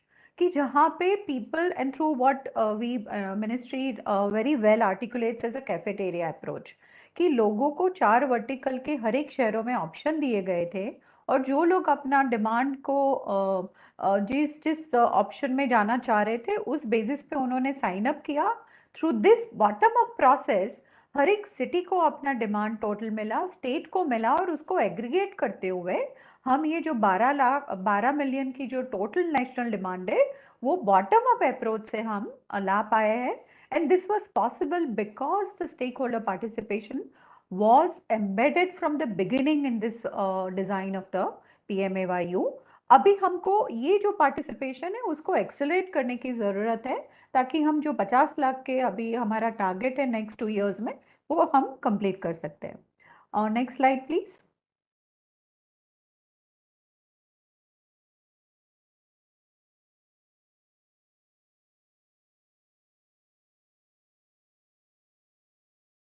Next slide. हाँ जी. So this is where we are in terms of all the 4 verticals. और अगर हम देखते हैं तो overall हमारा 87% overall target देखते हैं तो ग्राउंडेड हो चुके हैं और 64% उसमें से कंप्लीटेड है एंड सिर्फ 12% ऐसे है which are yet to be grounded जहाँ पे सैंक्शन हो चुके हैं बट अभी ग्राउंड पे कुछ नहीं हुआ है. Now, more specifically, I would like to bring your attention to this most important vertical, which is the beneficiary-led construction, जो मिस्टर दासगुप्ता ने बहुत डिटेल में उसके बारे में बात करी है. तो उसमें मेन जो अभी अगर हम ओवरऑल टारगेट देखें तो 12 मिलियन में से 7 मिलियन तो टारगेट वहीं पे है और उसमें specifically 89% that is 6.4 million is already been grounded and 53% or 3.4 million has already been completed. अभी 89% में से almost 36% ऐसा है जो different stages of implementation है on the ground. Now इसको हम कैसे accelerate कर सके ताकि उसका on ground completion जल्दी से and timely manner में by the next year हो सकता है. Now, through one of the research that we have done with PMAY and with HFA in the PMAY Urban, we have found looking at 10 states and the experience of BLC in 10 states, हमको ये एक पता चला है हमारे research के through कि जो सबसे बड़ा मुद्दा है लोगों के लिए वो ये है कि वो टाइम पे एक पहला इंस्टॉलमेंट जब आ जाता है उसके बाद टाइम पे बिल सबमिट नहीं कर पाते हैं और बिल्स एंड वेरिफिकेशन के जो डॉक्यूमेंट्स है वो सबमिट नहीं कर पाते हैं इसीलिए उनका नेक्स्ट इंस्टॉलमेंट है जो ग्रांट का वो रिलीज नहीं हो पाता है और जो मुद्दा सबसे बड़ा है वो यहाँ पे है and this is across all the 10 states that we have found this. Now this is also because काफ़ी टाइम ये जो कंस्ट्रक्शन इंडस्ट्री में बिल्स जो होते हैं for such small informal construction sector वो प्रोड्यूस नहीं होते हैं. Lot of business happens and transaction happens in cash. Now ये इशू एड्रेस करने के लिए बेनिफिशरीज का हैंड होल्डिंग करना बहुत ही ज़रूरी है and what I would request at this stage कि हमारे पास सोशल ऑडिटर का प्रावधान ऑलरेडी है इन PMAYU गाइडलाइंस और बट ये जो सोशल ऑडिटर्स है they are involve at the stage of auditing the completed units. My recommendation is कि वो ऑलरेडी हर एक सिटी में सोशल ऑडिटर्स हैं जो बहुत फेमिलियर है पूरे प्रोग्राम के और बेनिफिशरीज के बारे में तो उनको ऑल्सो एम्प्लॉय किया जाए to do the hand holding of the beneficiaries in the under construction stage. अगर हम ये करते हैं तो they will be able to help also in producing and submitting the bills and expediting the process. तो ये एक बहुत I think this is something which can be done immediately as an implementation strategy because the auditors and such people are already there in the various cities. That's first. अगर ये करते हैं जो तो 36% के जो units हैं which are grounded but not yet completed can be really their work can be expedited and they can be completed. Now जो yet to be grounded units हैं उनके लिए already बहुत बात हो चुकी है जैसे कि how can दासगुप्ता जी ने बात बताया कि उनको कैसे लैंड मोबिलाइज किया जा सकता है and like the way it has been done in Kerala, Odisha and other states and how they can also be given additional finance through CLS and others so that they can be they can do start the work. So that's one recommendation. The second recommendation, next slide please. वो ये है कि प्रधानमंत्री जी ने COP27 में he has reminded us about the NDC, the nationally. Next slide, please. nationally determined commitments and climate change mitigation efforts. But अगर हम ये इतने बड़े जो वॉल्यूम के यूनिट्स आएंगे, self built units under BLC, close to 7 million across India, we have to also ensure that they are synergizing with the NDC targets and climate mitigation efforts. Now, ये एक लोड हम नहीं कर सकते हैं on the urban poor, but there is a possibility to do certain things so that at least we can bring in thermal comfort and energy efficiency in this self-built housing. And इसके लिए दो specific सुझाव हैं. एक सुझाव ये है कि already do it yourself kits जो होते हैं, which will give all the urban poor who are self-building options depending on the climatic zone that they are in, options for layout and options for building under names. इसको कहते हैं DIY, do it yourself kits for thermal comfort and energy efficiency. These can be this is a low hanging fruit and this can be released to all the BLC beneficiaries. Already हर एक state government BLC beneficiaries को अलग अलग templates तो design के दे ही रहे हैं, उसके साथ साथ ये भी दिया जा सकता है. दूसरा सुझाव ये है कि already MoHUA and PMAY PMAYU and HFA team, they are already delivering Rachna training for BLC and other for various stakeholders. तो इसमें DIY kit के for the beneficiaries, BLC beneficiaries, it can also be undertaken so that this can be sort of translated from vision to action at the unit level. One other convergence which is possible is to scale up the cool roof program, which is undergoing right now, and to some extent ये Ahmedabad municipal corporation में किया गया है, but बाकी cities में भी ये already चल रहा है. तो cool roof programme, next slide please.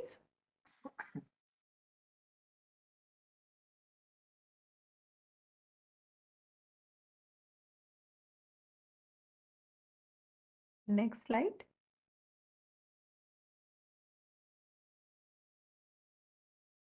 The Cool Roof program, which is already happening under the India Cooling Action Plan in various states and local level, it is just telling the जो अपने आप अपना घर बनाते हैं उनको अपना roof कैसे कूल हो सकता है ताकि उनकी बहुत thermal comfort and energy efficiency जो है वो बढ़ सकती है.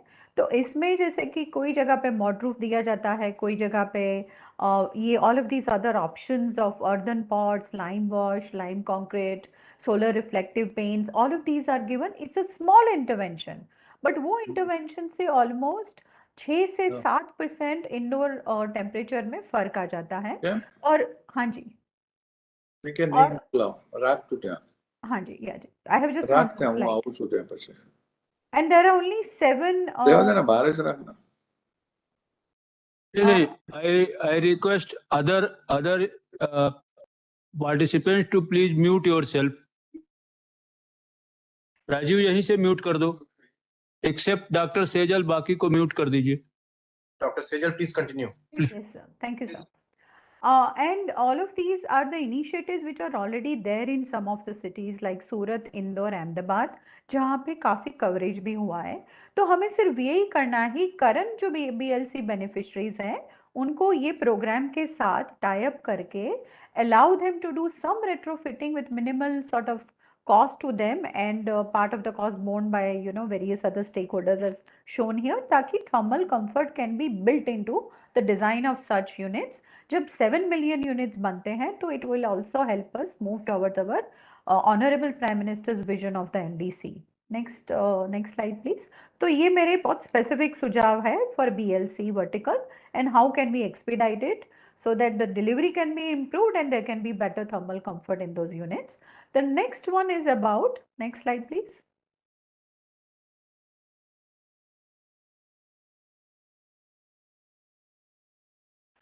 ISSR particularly because CLSS का तो काफी अच्छा efficiency है. It is all through the banking institutions and NBFCs. So ISSR के ऊपर मैं specific focus करूंगी. जैसे हम जानते हैं यहाँ पे थोड़ी सी completion थोड़ा कम है, 44% हुआ है. तो डिफरेंट स्टेजेस ऑफ कंस्ट्रक्शन जो है वो 59% में से 44% कंप्लीट हो चुके हैं और 15% जो है वो डिफरेंट स्टेजेस ऑफ कंप्लीशन में है। तो ये जो 15% plus yet to be grounded 41% को हम कैसे एक्सपीडाइट कर सकते हैं वो सोचने की जरूरत है। नाउ इसमें Ahmedabad municipal corporation is doing quite well and काफी many of the projects have been undertaken there. What we have found through our research is this entire ecosystem which has been built in the administration and where role of an NGO, non-government organization in the process of building communities mobilization, communities consensus and a tripartite agreement between developer, municipal corporation and the community has been central to the success.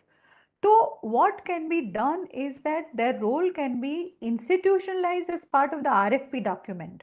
जो municipal corporation beads मंगवाते हैं developers के पास, तब जहाँ पे हम वहाँ पे एनजीओ का जो रोल है, it can be part of the RFP itself mandated for each of the developers, or it can also be part of a municipal corporation sort of team. So there are two possibilities there, and it should be a mainstream ताकि जो community का aspect है, mobilization, consensus building and also the making sure that the eligibility criteria documents are met by the community, for that this is very, very important. So in the overall design and the mandate, this can be mainstreamed. So these are the two things I feel, I mean, this is one important factor which will help in the scaling of the ISSR in the cities. I will stop here, sir. And so these are the specific recommendations for BLC and ISSR. अगर हम ये करते हैं तो expediting the utilization of 20,000 crores and to reach the target of the 50 lakhs, completion of 50 lakhs by the end of December 2024 is what I think we may be able to do for and steer India towards the Amrit Kaal. Thank you very much, sir. Thank you, ma'am. Now, next speaker is Dr. Shailesh Kumar Agrawal. He is ED BMTPC. Thank you. I request, sir, 1 minute, please. Sir, I request the speakers to please confine yourself within 8 to 10 minutes, sir. Sure. Because we have another speaker. Okay. So now, Dr. Agrawal, please. Most Honorable Union Minister Shri Giriraj Singh Ji, secretaries, additional secretaries, and dear participants, I am very quickly going to present to you the construction technologies which are being promoted by Ministry of Housing and Urban Affairs and the efforts being done by us in this direction. Next slide, please. Yeah, this slide has already been covered by several panelists, but just to put it on record, let me tell you that when we started Pradhan Mantri Awas Yojana Urban, the validated demand given by states was 1.12 crore, and right now we have sanctioned 1.23 crore houses, out of which 1.08 crore houses have already been grounded, and around 7 million or 70 lakh houses have already been completed and given to beneficiaries. Next slide, please. Next slide, please.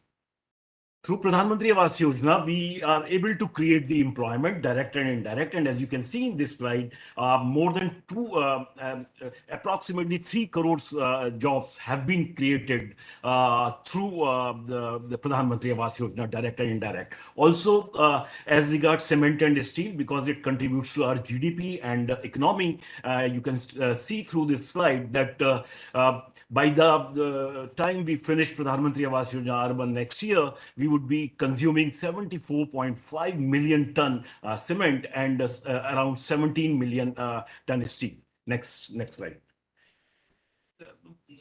Out of these, houses which we have sanctioned, the 16 lakh houses are being constructed with new technologies, and to facilitate adoption of modern, green and new technologies, clean technologies, disaster resistance and climate resilient practices. Under Pradhan Mantri Awas Yojana, we are running a submission which is called Technology Submission. And through this mission, we are not only imparting training, capacity building programs, skill development programs, but but also handholding state. In fact, we have been going to state governments and suggesting them new technologies, new materials, processes, and a whole lot of things. And in this direction, the efforts being done by Government of India under Ministry of Housing and Urban Affairs are written here. As you can see, in 2019, we organized a Global Housing Technology Challenge, and the challenge was to shortlist, evaluate, and find out the technologies, construction technologies, which can help build maximum number of houses in minimum time and minimum cost. Agrawalji, sorry to interrupt you. Just one request: kindly come quickly for the on the interventions taken. Yeah. Just coming. So So through GSTC, we have shortlisted 54 new technologies, and these 54 new technologies are being promoted and disseminated across India. And while doing this Global Housing Technology Challenge, we realized that most of these technologies are for affordable mass housing. So what we did in 2021, Indian Housing Technology Mela was organized, and through that we have shortlisted 84 new technologies, materials, and which are most suitable for isolated houses. And the compendium of these technologies have already been published, and it is available on the website of Ministry of Housing and Urban Affairs. And in 2022, again, to revisit the innovations being taking place in our country, we again organized Indian Urban Housing Conclave, and through that, again, we have shortlisted 54 innovative technologies, and all these technologies are available on the website, and we have also created audiovisual capsules for these, so the entire community can get benefited by these technologies. Next slide, please. Just to next slide. Yeah. So this is what we have in our country. All over the world, we either construct brick by brick. So this is red brick construction, or otherwise we have RCC frame construction. Next slide. But over the years, next slide, we have realized that there is too much dependency on cement, aggregate, and water, and all of us know sand has become scarce. Also, we use potable water, so we have to use these materials efficiently. So resource efficiency is need of the hour. Also, there is shortage of a skilled workforce. Also, everybody is talking about green. So green building is the order of the day, and energy efficiency and fast depletion of natural materials. All of these call for adoption of new innovative construction systems and technologies. Next slide. Also, these construction systems which we have in practice are slow track construction, and in this Amrit Kal, we have to, if we have to fast track or introduce fast construction systems. Next slide. So what we did through Global Housing Technology Challenge, we have divided the entire construction technologies into 6 broad categories, and very quickly I will show you. So what you see on the upper rightmost corner is the conventional construction, where we have the formwork of either plywood or a steel for beam, column, and slab. Instead of this, nowadays, you can have a customized formwork for the entire unit, preferably made of aluminium. This technology is, commonly known as Maivan technology, but there are now umpteen number of manufacturers in our country, and this is the most widely used technologies in our country, and it is cost effective, and irrespective of number of houses to be built, this technology is 10 to 15% cheaper than the conventional construction. Next slide. This is again another technology which is called a stay-in-place formwork system. Here, what you see in white is the EPS, or expanded polystyrene. In a common language, it is a thermocol of higher density. So, Sejal was talking about DIY houses. So these kind of kits are available where you can, erect the entire wall and then do the concreting from both the sides to create a wall, and it is thermally very efficient. Next slide, please. And nowadays there is no need to create a wall by brick and mortar. There are drywall construction available. So you have puff panels and whole lot of sandwich panel systems available in our country. There are several manufacturers of these sandwich panel systems which can directly be erected and can be used as external and internal walls. Next slide, please. Next slide, please. Steel, the use of steel is also being promoted very aggressively by Ministry of Steel, and so the steel structural system, which were very popular earlier, now because of the technology, now we have built up sections available. So steel structural system is also being promoted by Ministry of Housing and Urban Affairs, and these beams and columns are fabricated in the factory, and then you just have to transport them to the site and erect the entire structure. Next, please. There is another variant of a steel structural system is cold form steel or light gauge steel structural system. This is very suitable for low-rise structures and for particularly for rural areas and isolated houses. This technology is very good. Being lighter in weight, it provides excellent disaster resilience as well. Next slide. Next slide, please. Yeah, this is precast concrete construction, and I think somebody touched upon this. And now, any building element, whether it is a staircase, whether it is sunshade, whether it is beam, column, or wall, the entire thing can be done in the factory or under controlled condition or in the casting yard. So there is no need to make your entire building at the site itself. You make these components in the factory or in the casting yard, transport them to the site, assemble them, and start using your building. Next slide. There is another variant is 3D volumetric construction. Again, the good news is this technology is available in our country, and there are half a dozen manufacturers who are into this 3D volumetric construction, where you make the entire room. So the entire module is made in the factory or in a casting yard, and then you put them one over the other like Lego blocks to create a multi-storied building. Next slide. So these 6 categories, and what we did through Global Housing Technology Challenge, we have 54 technologies we have already identified. And next slide. And to demonstrate these technologies, what we did, we have initiated a scheme called Lighthouse Projects, where all these 6 categories, which I just explained you, they are being, demonstrated through construction of 1,000+ houses. And the foundation of all these 6 Lighthouse projects were laid by Honorable Prime Minister on 1st January 2021. Next, out of these 6 projects, already 2 projects have already been completed. This is a project at Chennai, which was inaugurated again by Honorable Prime Minister. The project was handed over to beneficiaries, and here we have used precast concrete construction. Next slide. So as you can see in this slide, the construction process is like this. They set up a casting yard near to the project site, and the entire all the structural elements like beam, column, slab were cast in the casting yard, and then they were assembled at the site to create this building. Next. In Rajkot, again, this project is already completed. Here we have used the customized formwork system, and here we could achieve the speed. The entire 13-story multi-storied block was completed in 45 days. Next. So again, the process is this customized formwork was made in the Pune and then brought to the site, and then you have to just put the reinforcement, do the concreting, and next day you can remove this formwork and take it to the next floor. Next slide, please. And Indore, the project is just nearing completion. Here, what we have done, we have used hybrid construction system, where we have used built-up beam and column sections. They are fabricated in the factory and then brought to the site, and then we are using a precast, prefabricated sandwich panel for walling. Next. Next, please. Next, please. Next, please. Yeah. In Lucknow, again, we are using a hybrid system. And here, this is again a very innovative and new technology in the Indian market. Here, we are using a ready-made wall form. So it is called PVC wall form. So this is a pre-finished wall, which you can purchase from the factory. And you have to just, over a frame, or it can be used as a load-bearing structures as well. So you can just have to, erect this wall and start using this wall. Next. The last 6 lighthouse project, next, the last or 6th lighthouse project is being executed in Agartala. Next slide.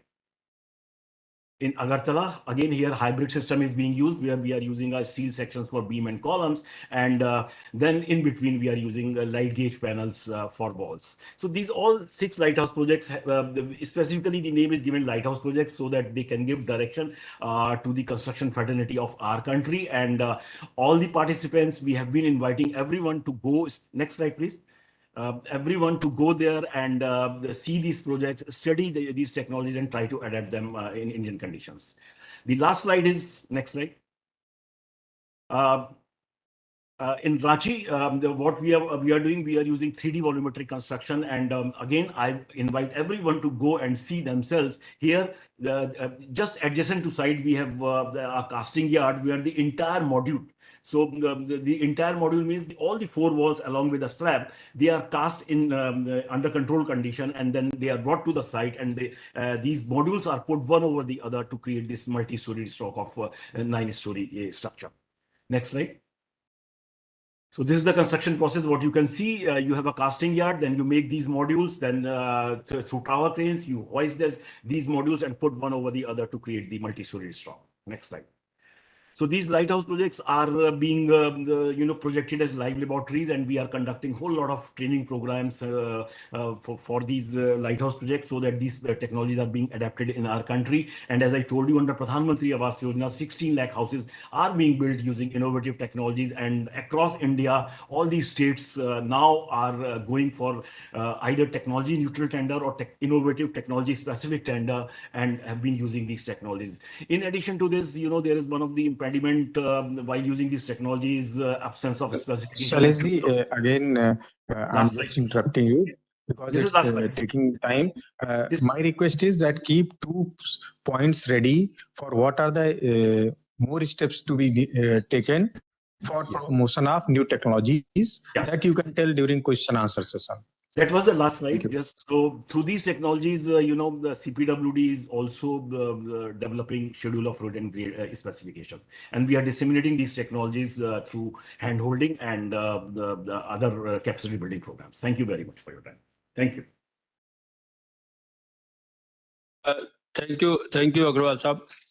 Now, next speaker is Sri Rajan Bhandelkar Sahab. He is President NAREC-DO. So please, I request, please go for your PPT and further presentation, please. Sir, good afternoon, all the dignitaries and the attendees on the forum. I am taking a very important aspect in the real estate sector is PPP, unfortunately, which was not given the required due and priority. First of all, on this forum, I would like to thank and congratulate the Honorable Prime Minister Narendra Modi ji, FM Nirmala Sitharaman ji, and our own Housing Minister Hardeep Singh Puri, because probably this might be one of the best budget, especially from the infrastructure point of it. Of course, real estate is not given that important, but infrastructure, when importance comes to infrastructure, automatically it passes on to real estate. There are 2 types of PPP projects which are possible in affordable housing. One is incentivize the private developer, matlab make them easy available of finance, get them free of FSI for whatever construction they are doing for social housing and affordable housing.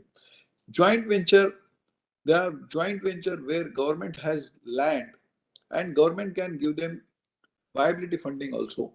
I can quote one best example which Maharashtra government has done, BDD Chawl, which was a very old structure wherein there were so many tenants were there and they were feeling that who will come and who will develop. Government has taken it.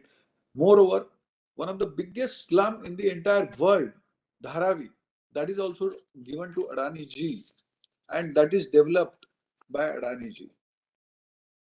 Next slide, please. See, there are 3 types of housing. One is market-based housing, need-based housing, and social housing. Market-based housing is done by majorly developer like us, where it is driven by the market. Need-based housing are done by government, wherein government quarters are there, police housing are there, student housing are there. And social housing, I would like to once again congratulate here MoHUA, our ministry, for excellent result in PMAY, because this was a segment where all us developers like us were not going there because it was not that lucrative. So there, the gap was there, and MoHUA has came and bridged the gap. And I think PMAY is one of the successful social housing project in entire world. Next slide, please. Ensuring the availability and funding process in affordable housing. Dedicated zones, when we make a planning, dedicated zones should be provided for affordable housing.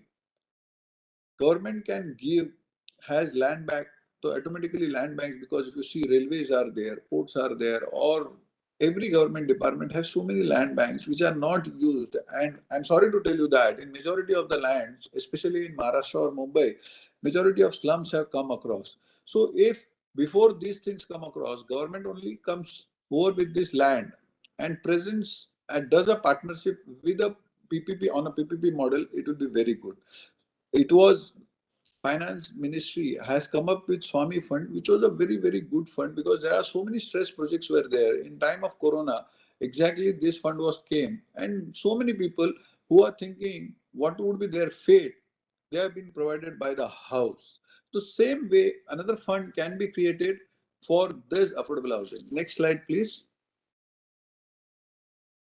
The no one size fits all, because this depends on area wise. So all urban local bodies should take lead and take the help of state government and stakeholders and start planning for this. Ki what size and where, which location and what area, and how to do this social housing. Incentivize the developers, which I told already. This social housing, whatever FSI they need, they should be given free. For example, I will tell you in Mumbai, that SRA scheme, Slum Redevelopment Scheme, is a very, very unique scheme. Probably what many people think that it is given free. Instead of giving free, what mistakes in Maharashtra government we feel we have done, that it should not be free, because whenever you give something free to any person, they don't have value. So charge them whatever. Let it be you can charge them 10%, 15%, whatever amount, but let that come to some cost. Identify the projects and try and get infra there before that, because what happens ki majority times it is seen that we build a project and then the infrastructure comes there. So here, in case social housing, we can build the infra and automatically then the projects can come. Next slide, please. If you have seen, Corona was the time where we have seen majority of the laborers migrating, walking on the foot, and our Prime Minister also noticed this, and immediately MoHUA, along with all the departments, have come up with a rental scheme where more than 5 crore people are working, and they have seen to it that if this scheme should be done, and they have implemented some scheme. So wherein my suggestion was that all the developers pay 1% of construction cost as cess. So that cess can be used wherein a project of 50,000 or more, there you can make it a compulsory ki baba, you have to construct whatever your labors are there. Today they stay in a very bad situation. I'm sorry to tell you that. It is as good as slum. So instead of that, we can give them a proper steel structure houses, and that houses can be transferred to the local corporation or the society, wherein the local housemates who come, they can also stay there. Next slide, please. Slum rehabilitation and redevelopment in PPP. This is also a very good, because I know many a times I got received calls. Next slide, please. Yeah. So I received calls from various state governments stating that what all the slum schemes, how they are successful. So 100%, the Mumbai model is very, very successful, but majority of the slums are developed where they are viable for the developers. So there are many slums which are not viable, where their people government has to come forward and give them a financial help or an incentive as TDR. Second important aspect is that when 51% of the slum people are ready, the rest people who don't cooperate, we have to tell them, ki baba, you vacate, the government should use force. Next slide, please.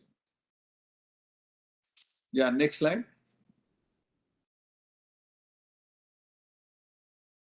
Reducing transaction cost. This is a very, very important aspect. If you see, I can give you an example of Maharashtra especially, or across the state. If you go, almost 30% of a cost of a flat goes into our taxes and premiums. So if you buy a flat of 1 crore rupees, the government holds a biggest share of 30 to 35 lakhs rupees. Rather, in some parts of Mumbai, it is almost 40 lakhs rupees. So it's a very, very huge amount. If you are talking about affordable housing, so it's no point. See, today government gives subsidy in case of PMAY. Of course, instead of doing this, I feel if you look at this aspect, and we can go with the world over standards, so 100% it is going to help it.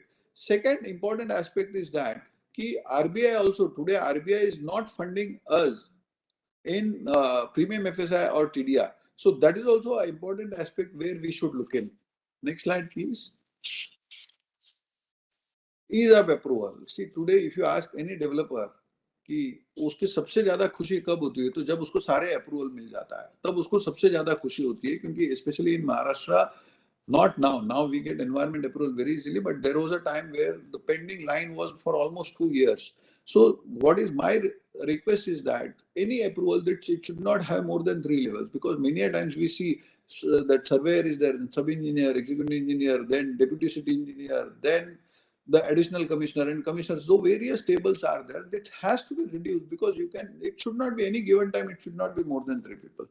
Second good aspect, wherein world over there are chartered architects who can give approvals. The same way we should start it here. Next slide, please.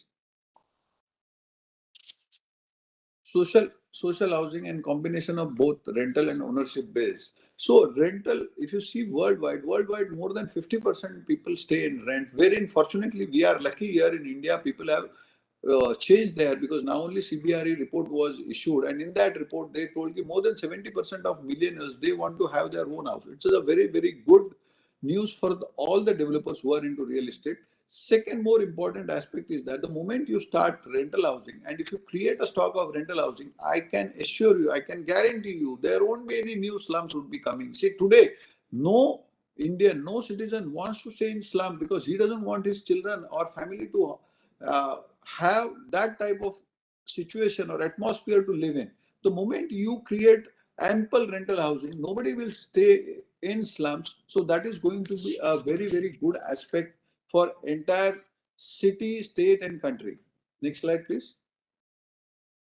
Thank you very much. I think I was short and sweet in before time. Thank you, sir. Thank you, sir. Thank you. Now all the presentations are over. सभी जितने presentation थे वो सब हो गए rural और urban दोनों के. अब जो अगला 20 से 25 मिनट है ये ओपन है for question and answer session. तो all the speakers are here. हम लोग सब लोग जुड़े हुए हैं. मैं आग्रह करूंगा कि कुछ अगर जिनको कोई सुझाव या कोई शंका है तो मैं उसके लिए आमंत्रित करता हूं एक एक करके. राजीव अनम्यूट करना होगा. नहीं, वो चैट में हाथ उठाएं. चैट में हाथ उठाएं या जो कुछ नाम हमारे पास हैं मैं पहले उन्हीं को बुला लेता हूं. एक मिस्टर जब तक है संत कुमार हैं, संत कबीर नगर उत्तर प्रदेश से कनेक्टेड हैं. मैं उनसे आग्रह करूंगा कि वह अपने प्रश्न रखें. संत कुमार, संत कबीर नगर उत्तर प्रदेश.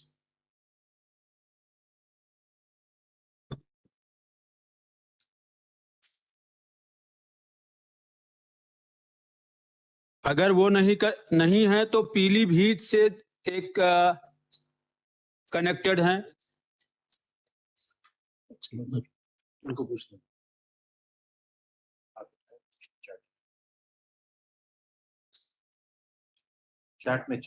चैट में लिखिए या आप जैसे भी इंगित करें कि आपको बोलना है. चैट में करने दीजिए. चैट बोलो राजीव.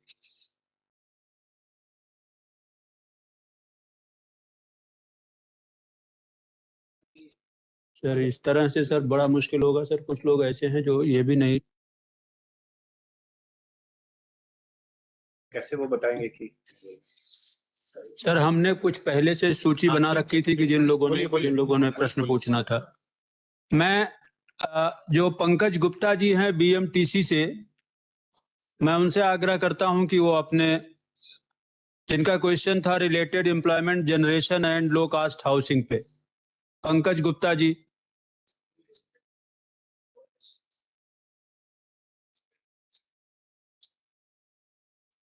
अगर पंकज गुप्ता जी नहीं कनेक्टेड हैं तो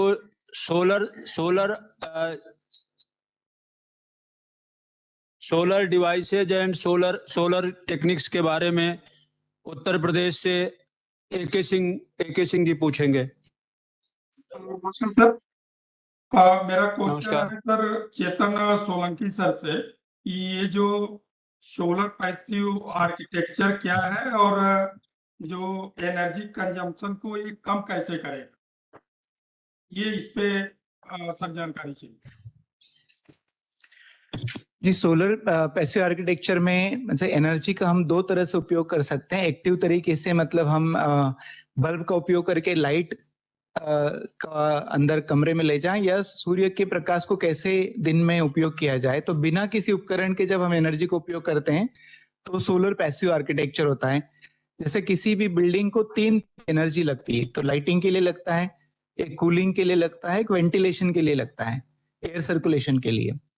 तो ये तीनों काम हम कम से कम दिन में सोलर एनर्जी का प्रॉपर उपयोग करके कर सकते हैं। जैसे कि विंडो बनाना है किसी अपने पीएमआई घर में, तो विंडो का साइज कितना होना चाहिए इंपॉर्टेंट है। यदि छोटा साइज हुआ तो लाइट कम आएगी, बड़ा साइज हो गया तो गर्मी ज्यादा आ जाएगी। तो उसको लोकल कॉन्टेक्स्ट में हम कैसे ऑप्टिमाइज करें। जैसे छत से गर्मी आती है, दीवार पे जब धूप गिरती है साइड में या छत पे गिरती है तो बिल्डिंग गर्म होती है। तो कैसे हम बिल्डिंग का ओरिएंटेशन ऐसे करें कि दीवार पे धूप ना गिरे तो गर्मी नहीं होगी। और छत पे एक फिलर स्लैब करके कंसेप्ट होता है कि हम स्लैब को इंसुलेटिंग मटेरियल से फील कर दें तो ऊपर से गर्मी कम नेचुरल उसकी रिक्वायरमेंट ऑलरेडी कम हो जाती है। तो ऐसे बहुत सारे कंसेप्ट हैं जो हम यूज कर सकते हैं और ऐसे सदियों से लोग यूज करते आए हैं। पुराने जमाने में नहीं होते थे तो किसी ने कहा भी था कि let us go back to basics, ना। तो हमें बेसिक्स टेक्निक्स है उनको यूज करके हमारी जरूरतों को ही बहुत कम किया जा सकता है। और जो मैंने एग्जांपल बताया था जहां पे बिजली कनेक्शन नहीं है, पिछले 14 एकड़ का परिसर है, उसमें सारे वो टेक्निक का उपयोग किया गया है। कम से कम मटेरियल में काम होता है तो अपनी एनर्जी की जरूरत, मटेरियल की जरूरत कम हो जाती है। मटेरियल मतलब भी एनर्जी। यदि हम 10 किलो सीमेंट बचाते हैं मतलब एनर्जी बचा रहे हैं। तो हर तरीके से हम पहले अवॉइड कैसे करें जरूरत को, उस पर ध्यान दे सकते हैं और काफी मतलब कम पैसे में हो सकता है। Thank you sir. Now next जो क्वेश्चन है वो विकास रंजन जी हैं, प्लेज फॉर अर्थ से जुड़े हुए हैं। विकास रंजन, मिस्टर विकास रंजन। हाथ उठाया था चैट में, तो है उन्होंने हाथ, कई सारे लोग चैट वाले लोगों से पूछेगा।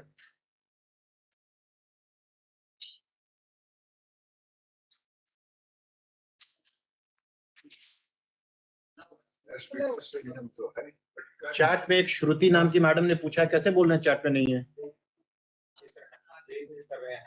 विकास रंजन जी आप बोलिए।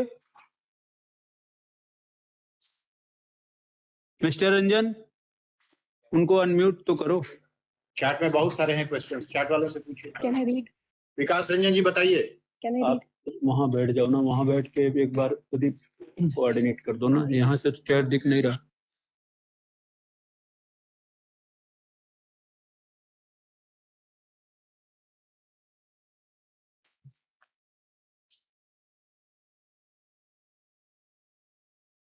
चलिए अगले जो हैं वो मिस्टर परमेश्वर सेलार हैं महाराष्ट्र से।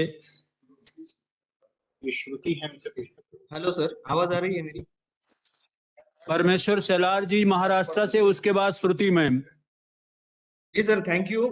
मैं एक्चुअली एक क्वेश्चन पूछना चाहता हूँ श्री विवेक रावल जी से। सर मेरी आवाज आ रही है? जी आ रही है। जी सर, तो मेरा ये सवाल था सर, एक बेसिकली 2 क्वेश्चन थे मेरे कि are traditional vernacular houses hazard resistant? Isn't a house with cement concrete safer than traditional stone or earthen house? ये मेरा पहला सवाल था सर। और दूसरा था कि how can hazard resistant construction be included in PMAY?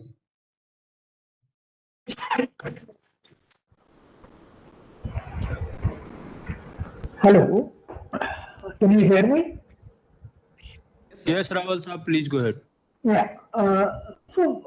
First thing is that there is this need to, this misconception needs to be removed that traditional vernacular houses are not safe.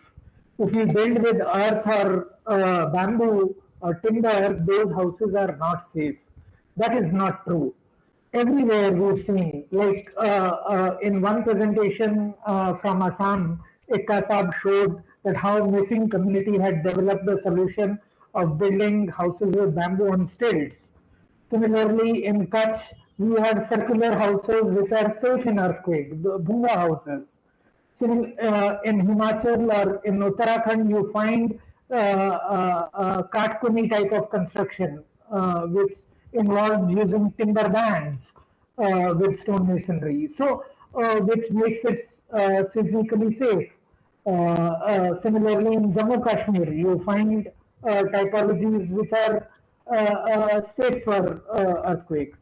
So traditional vernacular houses technology does make houses safer. The only thing is that many of these technologies are not covered by our existing building codes. And that is why it is necessary that as part of MAY, if we want to include these technologies, we need to come out with technical guidelines for these technologies, because existing building codes do not cover these. So if we can develop technical guidelines for use of these technologies, and it has been done in many cases, like Bihar developed technical guidelines for building with bamboo. So if such kind of guidelines are developed, we will be able to include these guidelines in PMAY. Thank you. Thank you. Now Manish Kumar. Manish Kumar ji. नमस्कार sir, मेरी आवाज आ रही है? जी आ रही है, आप पूछिए, सवाल पूछिए। सर, प्रधानमंत्री आवास योजना अर्बन और रूरल दोनों में ही ये देखा गया है कि रोल ऑफ टेक्नोलॉजीज जो है वो काफी ज्यादा उसका रोल है, और खास करके जो आवास को तेजी से पूरा करने में उसकी बहुत जरूरत है। दोनों जगह पे, दोनों ही स्कीम में कुछ एक्सपेरिमेंट किए गए हैं राज्यों के साथ। मेरा ये सवाल है कि भारत सरकार द्वारा जो प्राइवेट सेक्टर्स के बिल्डर्स हैं उनको इनकरेज करने के लिए, खास करके जो टेक्नोलॉजी को यूज करना चाहते हैं, उसके लिए क्या इनिशिएटिव्स हैं, या तो वो करना चाह रहे हैं और जो कर रहे हैं, दोनों के लिए ही मैं पूछना चाहूंगा कि वो किस तरह के इनिशिएटिव्स लिए जा रहे हैं ताकि और इनकरेज किया जा सके। ये वाला ऑप्शन हट गया। मनीष जी, आपका जो सवाल है बेसिकली जो हमारे शैलेश अग्रवाल जी ने प्रेजेंटेशन दिया उससे संबंधित है, लेकिन चूंकि मैं मिनिस्ट्री को भी रिप्रेजेंट कर रहा हूं तो मैं थोड़ा सा कोशिश करूंगा आपसे आपके प्रश्न का उत्तर देने की। हमारी जैसे PMAY अर्बन स्कीम में शेयर तो दिया जाता है, इसके साथ ही अगर कोई बिल्डर नई टेक्नोलॉजी का उपयोग कर रहा है तो उनको टेक्नोलॉजी इनोवेशन ग्रांट भी दिया जाता है। और लाइट हाउस प्रोजेक्ट का मूल अवधारणा ही यही थी कि ऐसे कुछ प्रोजेक्ट्स जो नई टेक्नोलॉजी पे आधारित हैं उनको लॉन्च करके एज लाइट हाउस डेवलप किया जाए, जिनको देखकर नए बिल्डर्स सीखें और इंजीनियरिंग स्टूडेंट्स सीखें, एकेडमिक्स के लोग सीखें और उन टेक्नोलॉजी को और जगह रिपीट किया जाए। इसके साथ ही अगर हम देखें तो डेमोन्स्ट्रेशन हाउसिंग प्रोजेक्ट भी लॉन्च किए गए हैं इसी पर्पस के लिए। और CPWD ने रिसेंटली अपने जो टेंडर्स हैं वो टेक्नोलॉजी न्यूट्रल करने शुरू कर दिए हैं, ताकि प्राइवेट सेक्टर को, वहां की जो कंपनीज हैं प्राइवेट सेक्टर की, उनको मौका मिले टेक्नोलॉजीज अगर उनके पास हैं तो उनसे वो compete कर सकें किसी भी गवर्नमेंट सेक्टर के प्रोजेक्ट। शैलेश जी, अगर आप कुछ जोड़ना चाहें इसमें। Yes sir. शैलेश अग्रवाल जी। हाँ सर। सर मनीष, जैसे कि तुम्हें मालूम ही है, हम लोगों ने सर क्या किया, जो टेक्नोलॉजीज आती हैं बाहर से या इंडिया में डेवलप होती हैं, वो टेक्नोलॉजीज फील्ड तक नहीं जा पाती क्योंकि उनको राइट कॉन्ट्रैक्टर्स नहीं मिल पाते। तो under Pradhanmantri Awas Yojana in technology submission we have created an interactive platform and our JS sir is aware of it.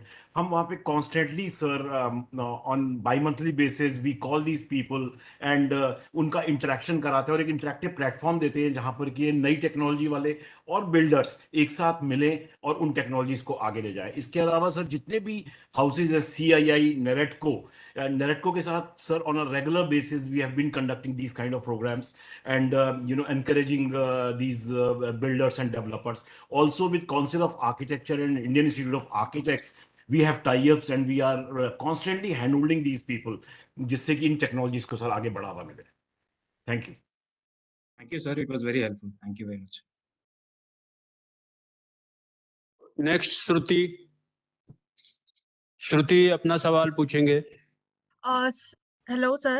Sir, I want to know what measures do the private sector need to take to enhance the affordability and availability of EWS LIG housing units? And also, how do we make the housing societies more inclusive in terms of architectural design?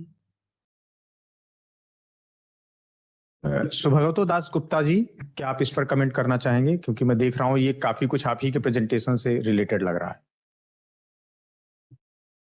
Sir, thank you for that question. much of the interest is in the low income segment, where there has to be special efforts to build resident welfare associations like slum dwellers associations and help and work with them in participatory design. For example, in the program called Jaga Mission in Orissa, statewide slums have been mapped, and then slum development associations have been, dwellers associations have been created, who are the equivalent of a RWA. Thereafter, wherever the slums, there are very few slums, just around 45 or 50, that need to be relocated out of these 3,000 slums. And for those, they are being involved in a participatory way in designing both the selection of the new site for development, the layout, and the design. सब फंस रही है सब कह रहा अपने दो I hope that helps. Thank हाँ you. जवाब नहीं दे का जी केकर से तो सब रिकॉर्ड रहता है कहाँ गए जाल केकर मोबाइल से Kindly, others who are not speaking, mute yourself. Ravikant Patel ji, please mute yourself. Now, next, Pilibhit से कनेक्टेड हैं। पीलीभीत से मैं दिख रहा हूं कि आप कनेक्टेड हैं, आप अपना सवाल पूछेंगे। वीडियो बोल रहा था, कहना चाह रहा है कि जिसको भी आवास दिया जाता है, फिर हम लोग कन्वर्जेंस के माध्यम से उसको बिजली की सुविधा उपलब्ध कराते हैं, उसे एलपीजी गैस की सुविधा उपलब्ध कराते हैं, उसे वाटर से जोड़ते हैं, हर घर नल से जोड़ते हैं। मेरा सिर्फ ये सुझाव था, अगर आप चाहें कि इसे कंपलसरी अन्य डिपार्टमेंट के लिए कंपलसरी कर दिया जाए। वैसे तो हम लोग कोशिश करके कराते ही हैं, बट एक कंपलसरी नहीं हो पाता अन्य विभागों के लिए। तो अगर ये कंपलसरी हो जाए, उसको यूनिट बना दिया जाए, यूनिट मान लिया जाए, तो मुझे लगता है उस गरीब का कुछ ज्यादा ही भला होगा सर।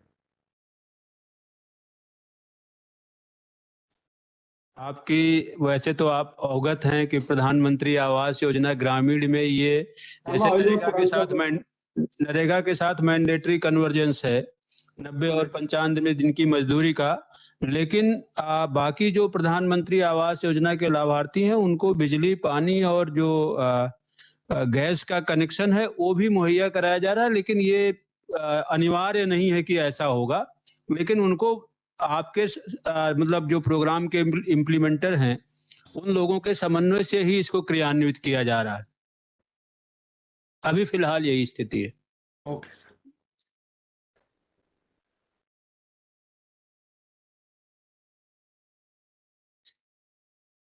सुझाव दूं सर मेरा एक इसमें छोटा सा सुझाव होगा, जो पीलीभीत से इन्होंने प्रश्न भी उठाया।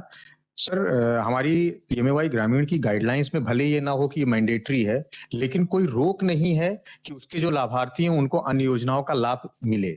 ऐसी दशा में जैसे हम लोगों ने पीएम स्वनिधि और पीएम आवास योजना अर्बन में किया है कि जो भी हमारे लाभार्थी हैं उनके परिवार का पूरा सर्वे करके फिर क्षेत्र स्तर पे ही वो किन किन योजनाओं के लिए अदरवाइज एलिजिबल होते हैं, अभियान चला के उनको कंसर्न डिपार्टमेंट के क्षेत्रीय अधिकारी को वो एप्लीकेशन दिए जाते हैं और नेक्स्ट कैंप में उन पे फॉलो अप किया जाता है। तो ये जिले के स्तर पे वो बड़े अच्छे से कन्वर्ज किया जा सकता है और उनको अन्य योजनाओं का लाभ दिलाया जा सकता है। आपने एकदम सही कहा सर। मैं अभी बताऊं, अभी माननीय मंत्री जी का ही निर्देश है कि जो प्रधानमंत्री आवास योजना ग्रामीण के लाभार्थी हैं उनको एनआरएलएम के जो है वो उससे स्ट्रक्चर से जोड़ करके उनको लाइवलीहुड अपॉर्चुनिटीज भी दिलवाई जाए। तो ये काम जैसे हम लोग भी कर रहे हैं कि सारा कन्वर्जेंस का जो है वो लाभ उनको दे रहे हैं, और साथ ही साथ उनको अन्य अनेक राज्यों में इन 4-5 सुविधाओं के अलावा अन्य स्कीमों का भी जो है वो लाभ उन्हें दिया जा रहा है। जी थैंक यू। इसको ये बहुत ही अच्छा पॉइंट इन्होंने रेस किया सीडीओ पीलीभीत ने, इसको हम लोग जरूर प्रधानता देंगे। कन्वर्जेंस इसमें होना ही होना है।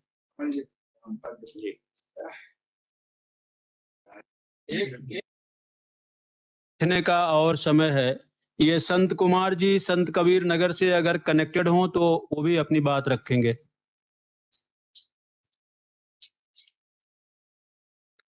अगर नहीं है तो विकास रंजन जी से जिनका सवाल सोलर रूफटॉप से संबंधित है। विकास रंजन।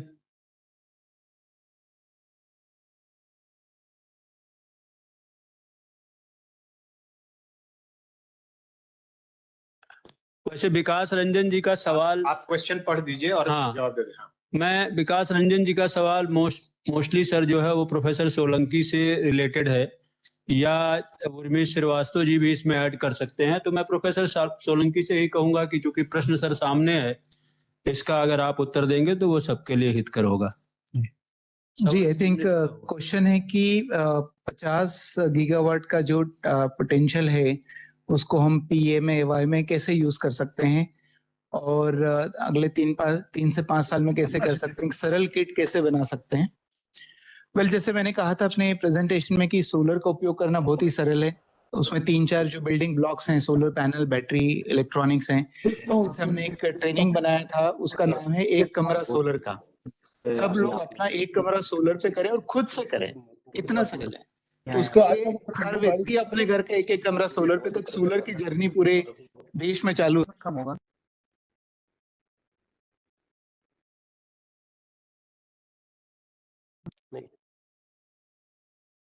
दूसरा काम है तो यार ये सर नहीं कुछ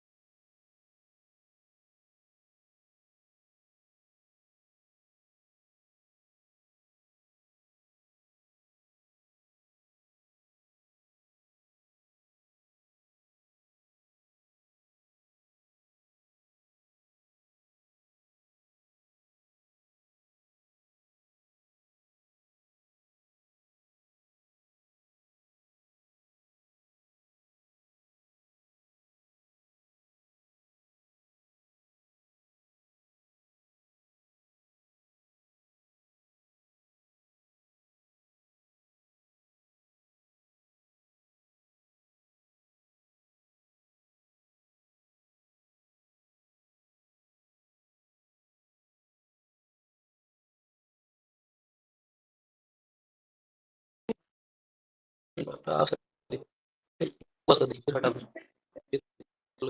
आवाज अभी आ रही है सर? कुछ नहीं, कोई आवाज नहीं आ रही। लैपटॉप सर ये 2 लैपटॉप है, 2 कंडीशन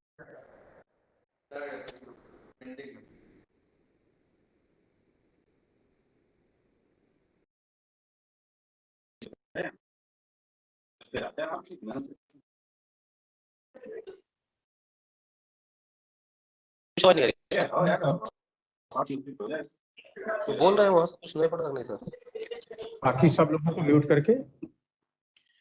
जॉन, मेरी आवाज जा रही है आपको? अब ठीक है सर। अच्छा ठीक। अब हम लोग 1 घंटे के लिए 2 बजे से अभी ब्रेक लेते हैं। 3 बजे पुनः यहाँ हम लोगों को एकत्र होना है। अभी जो ब्रेक की अवधि है उसके बाद 3 बजे पुनः एकत्र होना है कंक्लूडिंग सेशन के लिए। आज अभी जो ब्रेकआउट सेशन हुआ अभी, उसके जो वक्ता थे, स्पीकर थे, उन सभी से अनुरोध होगा कि आप कृपया टेलीफोन पर उपलब्ध रहेगा, क्योंकि अभी हम लोग स्लाइड तैयार करेंगे जो कि हम लोगों को प्रेजेंट करना है कंक्लूडिंग सेशन में, तो उसमें आपके इनपुट की आवश्यकता होगी। धन्यवाद।